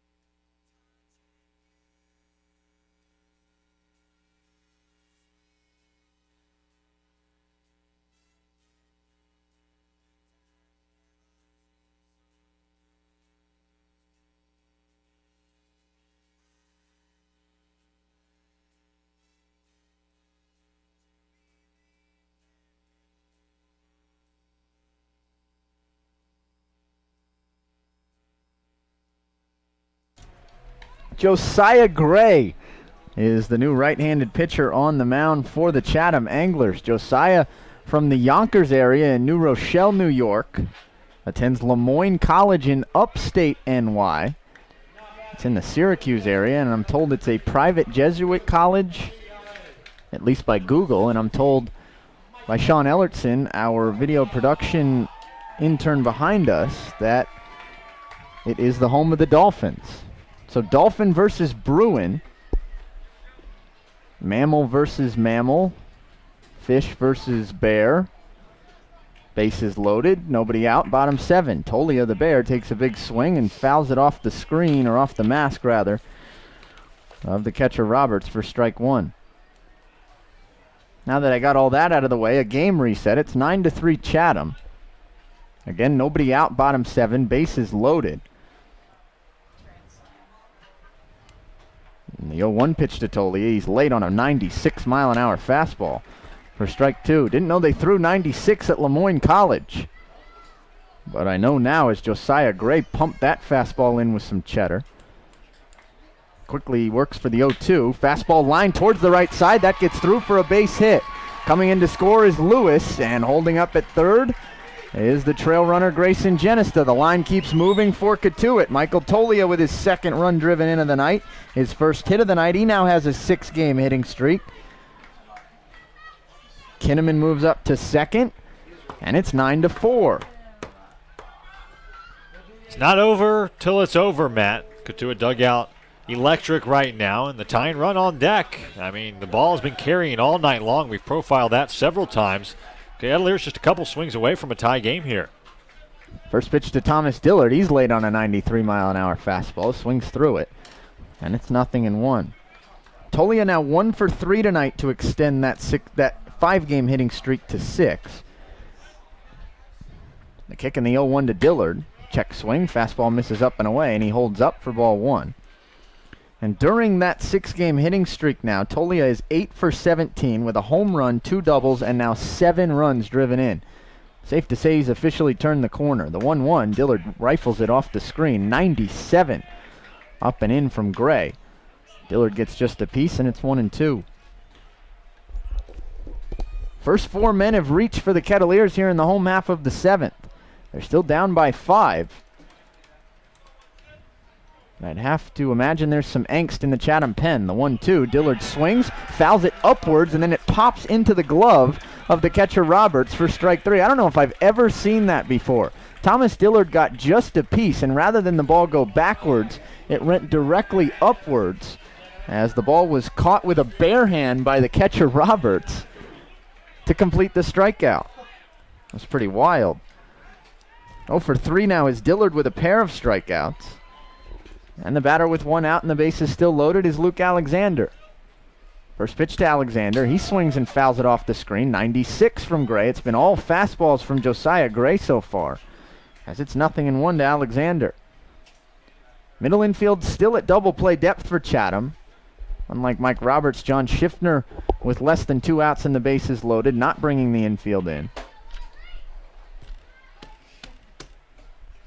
And now Gray comes set at the belt. The kick in the 0-1. Alexander watches the pitch miss just outside. First breaking ball from Gray. It was an 81-mile-an-hour slider that Alexander spit on. And the count goes to 1-1. Luke 0 for 3 so far tonight. 10-game hitting streak in jeopardy, but I don't think he cares about that right now. The kick in the 1-1. He swings and pounds it into the ground foul left side for strike 2. Josiah Gray, the pitcher, starting shortstop at Lemoyne, so you wonder if he's a guy that grew up his whole life as an infielder and then at some point realized he had a 97-mile-an-hour fastball and it might benefit him to start pitching. He pitches and plays shortstop for the Dolphins. Gray comes set, the 1-2. Swing and a miss. He pulled the string on a breaking ball. Alexander was fooled as he got Alexander out in front. Second straight strikeout for Josiah Gray. And now there are 2 away with the bases still loaded for Chandler Avant. There's not a lot of literature on Josiah Gray being a D2 pitcher, but he threw just 14 1/3 innings pitched for Lemoyne this season, I should say, and had a .63 ERA, so clearly knows what he's doing. First pitch to Avant, big rip and a miss. 96 on that fastball from Gray, and it's 0-1. Jacob deGrom played shortstop his entire college career at Stetson. Didn't become a pitcher until the minor leagues. Now he throws 97, so it's not totally unheard of. Kicking the 0-1 to Avan. He swings, loops it into shallow right center. Will that hang up? Moving over is Olson. He's cut off by Kay, who makes the catch to retire the side. Avan gave it a bit of a ride. The Kettleers give it a bit of a threat, but ultimately come up a little bit shorter than they would have liked. They get the first four men on in the bottom of the 7th, but they score just 1 run on the strength of 3 hits, a walk, no errors, and they leave them loaded. We move to the 8th, still a 5-run Chatham lead, 9-4 on the Cotuit Kettleers Video Network.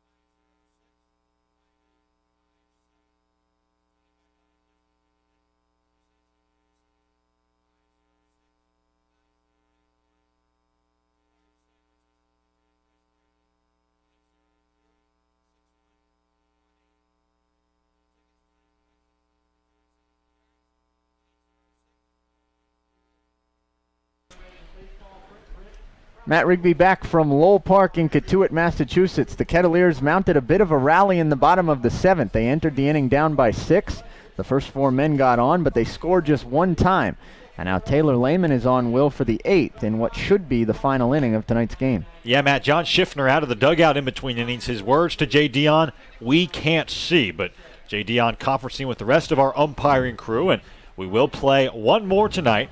A 9-4 score as we head to the top of the 8th, which may as well be the top of the 9th. New pitcher on is Lehman. He takes the place of Brian Rapp, who went 4 strong innings, giving up just 2 runs in this one. Lehman, the Penn State lefty, on for the 2nd time this summer. And appearance number 1, Taylor gave up 2 runs, 1 earned run, 1 hit. Out of 2 batters he faced, he walked 1 as well, did not record an out in that first appearance about a week ago, back on July 2nd here at Lowell Park against Hyannis. Lehman will face Olson, Aiello, and the 5-hitter. Who's the 5-hitter? Ashton McGee, that's right. He pinch hit back in the 6th inning of this one for Shea Langoliers. So Olson, Aiello, and McGee due up, at least scheduled, as Jacob Olson slowly walks to the right-handed hitter's batter's box. You can't see the right half of the number 9 on Jacob Olson's jersey. I believe it's ripped down the back, but still intact enough to stay on the upper portion of his body, so he steps in. The South Carolina center fielder awaiting a first pitch fastball from Lehman that misses high. It's 1-0. Jacob Olson's the country swag boy, right? That is Jacob Olson, yes. Yes, indeed. That constitutes country swag, I guess, ripping your jersey down the back. That's the number 1 thing you can do to constitute country swag. 1-0 line fair, past a diving Cresto into left field as Olson takes a wide turn at first and motors into second base. He slides head first just for the heck of it with his 2nd double of the ball game. A leadoff double for Chatham here in the 8th, and it brings up Johnny Aiello. 9-4 score, 9 runs, 10 hits, no errors for Chatham. 4 runs, 8 hits, no errors for Cotuit. Hitters in this game, Will, we've mentioned it a couple times already, but they are wearing out a path for the left fielders and third baseman combined down the left field foul line. We have seen, seems like 10 or so balls ripped down the left field line, mostly by anglers tonight. And the parade continues, as that is, I think, the 5th double of the night now for Chatham. Yellow, the Demon Deacon steps in, and Lehman steps off. We do have birthday cakes. I've got 5 doubles, Matt. It seems like every other pitch, John Cresto is diving to his right down the third base line, trying to stop a hardly hit line drive. First pitch in Aiello, fastball outer half for strike 1. I mean, it obviously wouldn't be the sound play, but I guess at some point you could just hug the line. Sure. Play no doubles with no doubles not in order. Looks like John is a little bit closer to that third base foul line now, but certainly not hugging the line here in the 8th. Lehman out of the stretch. The kick in the 0-1. Check swing. Appeal down to first base umpire Dave Viveros, and Johnny Aiello held up. It's 1-1. I understand you have This Day in Baseball teed up for us. I was inning. just going to get to it. You took the words out of my mouth in a 9-4 ball game. Got 3 that I think are worth mentioning, so we'll go one at a time, and we'll see how many we can get in here in the 8th inning, this being the last inning of play today. First, the 1-1 from Lehman. It's a fastball cued foul. It's 1-2. I had one requested to me on Twitter this morning as well. If you don't get to it and you're 3 scheduled, maybe we'll fit 4 in the span of 5 outs. All right, sounds good to me. We got 6 outs to work with. I Nobody thought we down had here one. in the 8th. I'm sorry. No worries. In 2006, on this day, July 11th, as Lehman really taking his time, I could have said the whole thing by now. Aiello just awaiting, and we'll see which guy breaks the staring contest here. Looks like Lehman breaks the staring contest. Now fires a 1-2 curveball that misses outside. 2-2 now the count on Aiello. In the American Association, an independent league in the Midwest region of the United States, on this day in 06, Jim Ariotes, not sure how to pronounce that last name, Eriotes, he led off for the Sioux Fall Canaries against the St. Joe Blacksnakes, and he struck out. And while that might not sound too noteworthy, I'll tell you why it is in a moment. Nobody out, the 2-2 from Lehman. Fastball, broken back, ground ball to Avant, who charges, scoops, and throws to Tolley at first for out number 1. Olsen moves up to third, 1 down for Ashton McGee. The reason why that's noteworthy is because Ariotes was an 83-year-old. He was a former minor leaguer, and with that at-bat, he became the oldest man to ever play in a professional baseball game. It's the kind of hijinks you often see in the American Association. Did you see a couple weeks ago, speaking of hijinks in the American Association, as I don't know what Jay Dion is going over to the Cotuit dugout to settle out. Aiello came back out of the dugout. No, that's the on-deck man. That's Nick Patton, not Aiello. They both have long blonde hair. Anyway, did you see a couple weeks ago Kevin Millar took an at-bat for the St. Paul Saints, which is the reigning American Association champion team, I think? Of course. Who doesn't know that? And he ripped the 3-run home run in his only at-bat, or something like that. 3-run, 2-run, doesn't matter. McGee, the UNC lefty, steps in, looks at a first pitch, fastball on the outer half for strike 1. It's interesting you mentioned that. I'm sure Millar was quite pleased with himself with that 3-run home run. Ariotes this night was not pleased with himself at all. The 83-year-old, here's the quote from him after striking out as McGee awaits an 0-1 from Lehman. Here's the pitch from the tall lefty. It's a breaking ball on the outer half for strike 2. He said, I don't give a D-A-M-N about that stuff, saying of being the oldest man ever to play in a professional baseball game. He said if I got a couple more at-bats that night for Sioux Falls, I'd get a hit easy. He was not pleased with himself. 83 years old. He got to go on the Today Show a week later. 0-2 to McGee. Breaking ball, outer half, strike 3. 2 down now for Nick Patton. Oh, Lauer got to grill him, huh? I suppose that's what happened. We could dig up the tape. And Ariotes, it's not like he had a long, outstanding minor league career. In fact, he played for 2 other independent leagues in the 1940s. So you wonder how that connection was made. He was a Connecticut guy his whole life. Somehow ended up in Sioux Falls, South Dakota, and the Canaries were willing to give him an at-bat. I guess that's cool for Sioux Falls. They are the team that gave the man who was the oldest ever to play in a professional baseball game a chance. Patton, the batter from the right side, looks at a first pitch fastball low for ball 1. Who'd you say Sioux Falls was playing that night? St. Joe? The St. Joe Black Snakes. They are not in the league anymore, I promise you. A team based out of Missouri. My American Association knowledge is tip-top.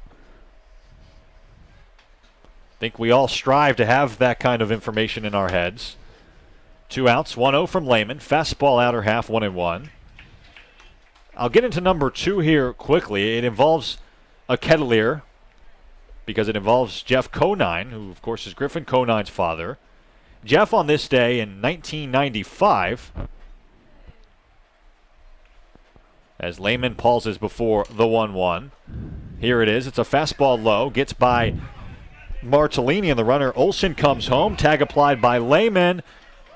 Not actually applied because the ball trickled out of the mitt of Taylor Lehman. So Jacob Olson comes home from third in a 9-4 ball game and scores the 10th run of the day for Chatham.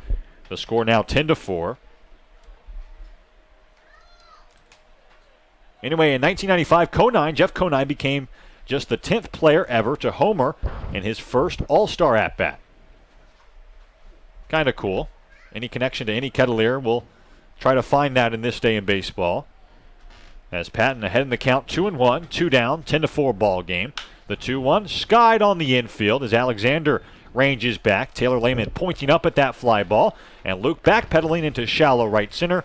Gloves it for out number 3. The Anglers get a run, a leadoff double from Jacob Olson. He scores on the wild pitch, and after 7.5 now from Lowell Park, we're headed to the last half inning of this one. It's 10-4 Chatham over Cotuit on the Cotuit Kettleers Video Network.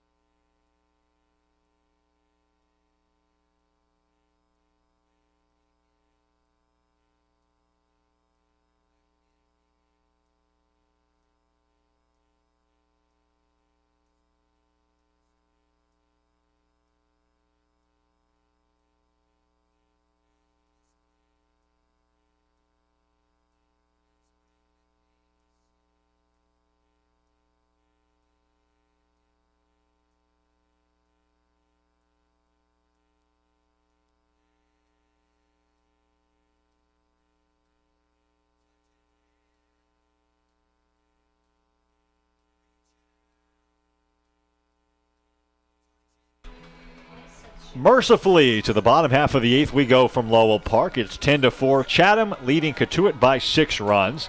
Will Greer, Matt Rigby alongside you. Game number 25 of the summer.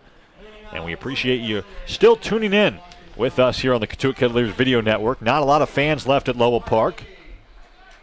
But kudos to those who are left, and kudos to you for still listening to this one. Over 3 hours old here in the bottom half of the 8th. Martellini, Cresto, and Miles Lewis due up as Martellini swings at a first pitch fastball and fouls it down the third baseline. 10-4 ball game. Got one more this day in baseball before Matt Rigby has our bonus this day in baseball. On this day in 2004, this is kind of an interesting one, a thinker for sure. Carlos Beltran, as Josiah Gray, the Lemoyne Dolphin, delivers an 0-1 breaking ball swung through at strike 2. He was selected to be an American League All-Star, but then he was traded right before the All-Star break and the All-Star game, so he didn't have a home anymore. Fortunately for him, though, 0-2 from Gray. Curveball check swing, misses inside 1-2.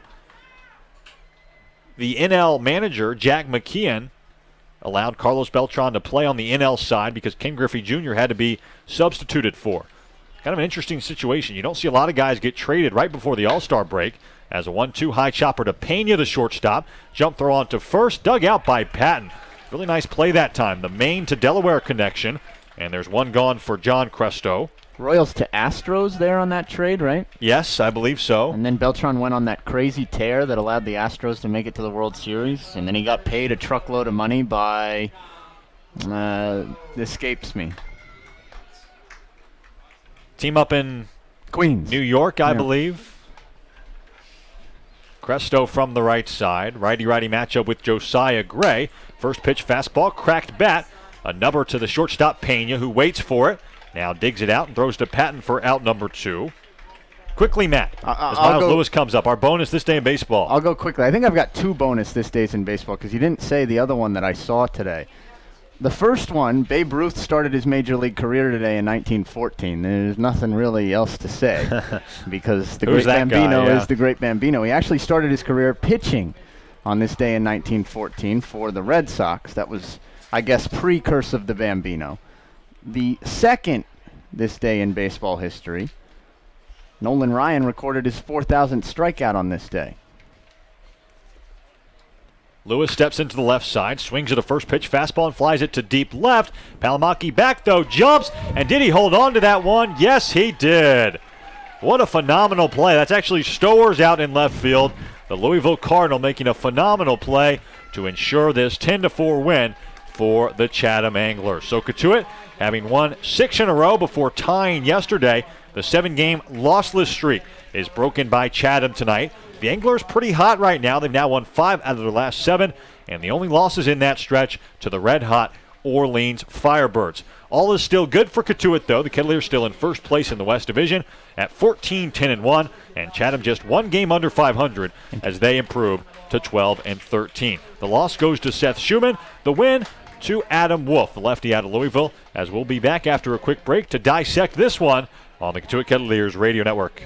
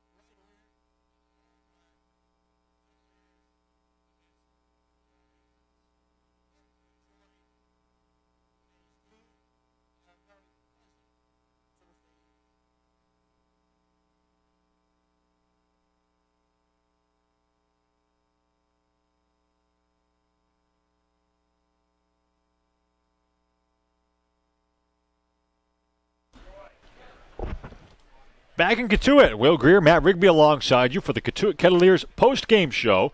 10-4 the final today. Chatham coming into Lowell Park for the first time this summer and winning 10-4, 10 runs, 10 hits, no errors for the Anglers, 4 runs, 8 hits, no errors for Cotuit. If you'll believe it, this is just Cotuit's second loss in the month of July. The last time the Kettleers lost all the way back on the 1st of July at Falmouth's Gov Fuller Field. That was a 6-3 decision that night. This one, of course, ends in a 10-4 final. The win goes to Adam Wolf. Maybe a good luck win for Adam Wolf because Jacob Stevens, the Chatham starter, was really good. He went 3 1/3, gave up just 4 runs, 3 of which were earned, but he was lifted in the 4th inning with his team ahead by quite a bit. So Wolf comes in, goes 2 2/3, gives up just 1 run on 3 hits, and strikes out 5 out of the 8 outs he recorded. The Louisville lefty certainly looks like he has a professional future and a big professional future. Seth Shuman went just 1 2/3. He gave up 5 hits, 5 runs. All 5 of those were earned.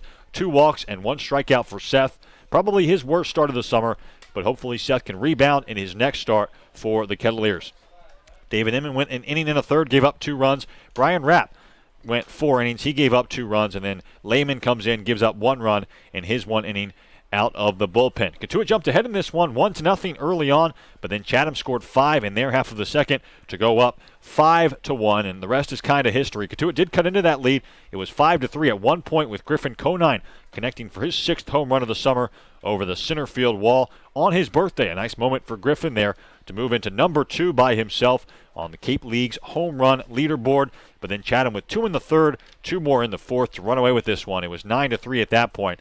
And the rest is kind of history, a 10-4 final in this one. Offensively for Cotuit, you don't really have to look any further than the number 1 and number 2 guys. Of course, Griffin Conine hitting his 6th home run of the summer. Now 23 RBIs for Griffin. He's all by himself at the top of the Cape League RBI leaderboard, overtaking the red-hot Michigan State outfielder Marty Bikina, who's been at the top all summer long. Now Conine #1 in RBIs in the league. Griffin goes 1 for 2 with that 2-run shot. And also Grayson Ginesta, a 3-for-4 day for Grayson. Now the average up to 329 for the Wichita State Shocker, as good as it's been since the first week of the summer. Grayson really locked in at the plate right now, and a couple of really nice ABs for Ginesta in this one.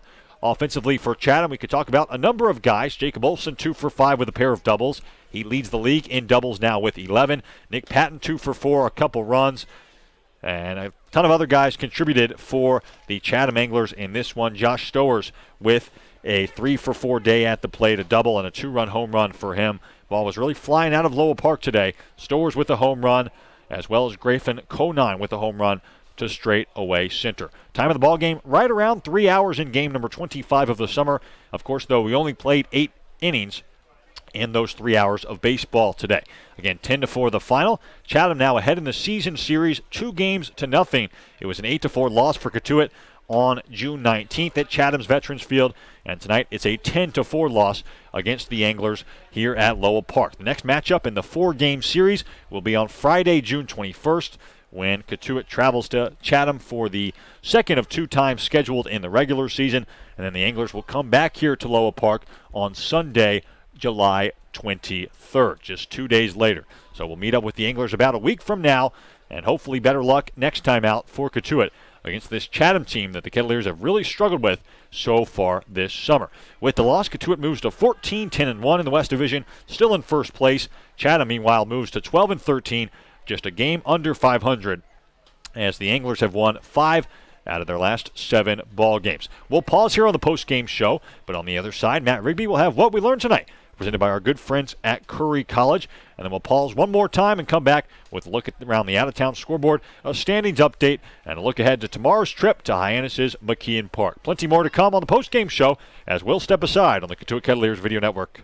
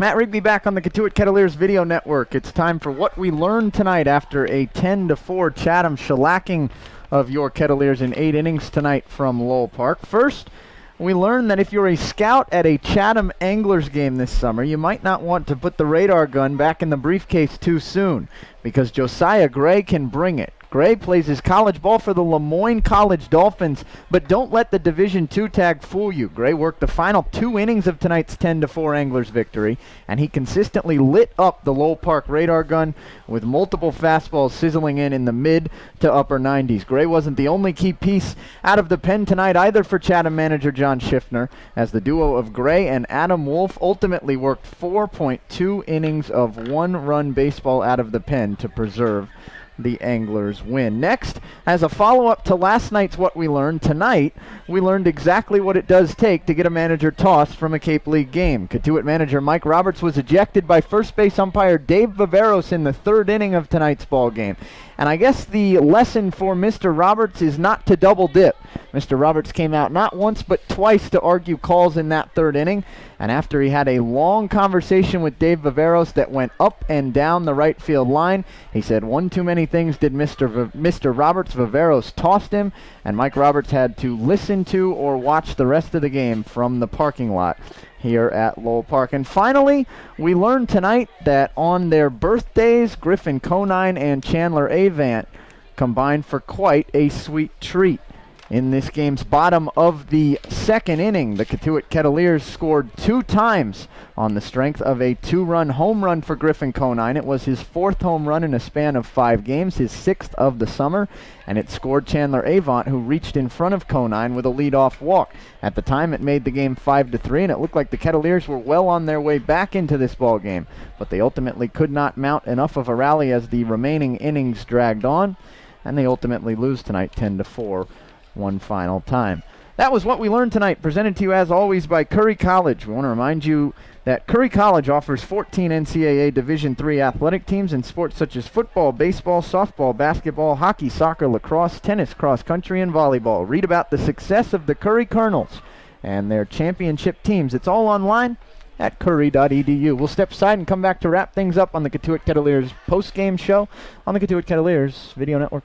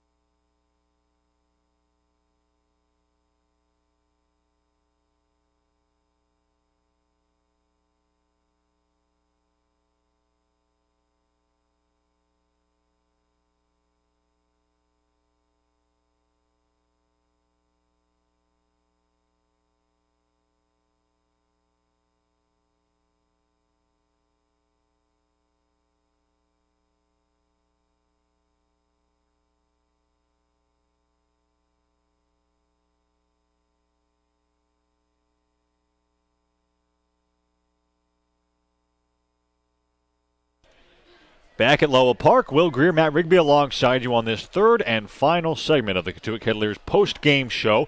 10-4 final tonight. Chatham coming into Lowell Park for the first time this summer, and as Matt very well put it in the last segment, shellacked the Cotuit Kettleers tonight. A 10-4 final, an 8-inning ball game. Took 3 hours and 6 minutes. Point streak shows that it was a 10-5 ball game, so a silver lining there for Cotuit. It's a 5-run loss, at least electronically right now, and not a 6-run loss. Other scores to tell you about. YD defeated Orleans 8-7 in a shootout at Red Wilson Field tonight. For YD, it is win number 3 in a row. Orleans' 2-game winning streak is snapped for the Firebirds. They're now 16-9. YD back to their winning ways at 14-10-1. Harwich up 3-0 over Bourne right now, bottom 7 at White House Field. Harwich trying to snap a 5-game losing streak. Bourne has won 2 straight coming in, but the Braves in jeopardy of losing that one. Brewster and Wareham tied at 0 tonight, top 4 at Spillane Field. And Falmouth and Hyannis were banged tonight. Some rain earlier this morning, some rain the last couple days, and we all know how Hyannis can be. It is certainly a bog, the field at the bottom of a big hill, so the rain just runs down that field with not great drainage. We do understand that we will be able to play tomorrow night, but Falmouth and Hyannis unable to go tonight in game number 25. So a standings update here. Cotuit now 14-10-1 in first place in the West. Bourne will be 13-12 if they go on to lose to Harwich tonight. So Cotuit would maintain their 2.5-game lead in the West Division. Falmouth stays at 11-12-1 because they were banked. Wareham 10-13-1. Too close to call at this point. That game 0-0, of course, top four, Spillane Field. And Hyannis not playing. They're still in last at 9-13-2 in the West Division. In the East looks like this. It's still Orleans number 1, YD 2, Brewster in third, Chatham a close fourth behind the Whitecaps, and Harwich still pretty comfortably in last place in the East Division, Matt. If you're still listening and if you're religious, please send your thoughts and prayers to us that they get McKeon Park ready for play tomorrow night, because we do not want another rain out. If we play tomorrow, Will, and I think there's probably a good chance that we will indeed play. 90%. I'd say 90%. There you go. M.D. Johnson will be on the mound for the Harbor Hawks, and the last time we saw M.D. Johnson, it was not good for the Dallas Baptist righty. He lasted just 3 1/3 innings. He gave up 6 runs. They were all earned, 6 hits, 5 strikeouts, and 3 walks. And he started a walk parade that seemingly never ended for the Hyannis staff, as I believe the Harbor Hawks walked 10 batters that night en route to Cotuit's 12-6 victory over the Harbor Hawks. Overall this summer, M.D. Johnson an 0-2 record in 3 starts and a 9.58 ERA in 10 1/3 innings logged on the mound, 11 strikeouts, 11 walks, and 17 hits. The problem, Will, is that Taylor Lehman was scheduled to start for the Kettleers tomorrow, but Lehman threw an inning tonight, and wasting no time, the Kettleers have already scratched Lehman from point streak, and so no starter is listed for the Kettleers in the probable column. I don't know exactly what to read into that. I guess we could take a stab. My guess would be Jason Billis, I think, would be next up for the Kettleers, because Lehman was going to make a spot start anyway. And we'll see if Billis does indeed make the start tomorrow. Maybe Noah Davis. That would make some sense as well. But he pitched in relief a couple nights ago. So, moral of the story, we shall see.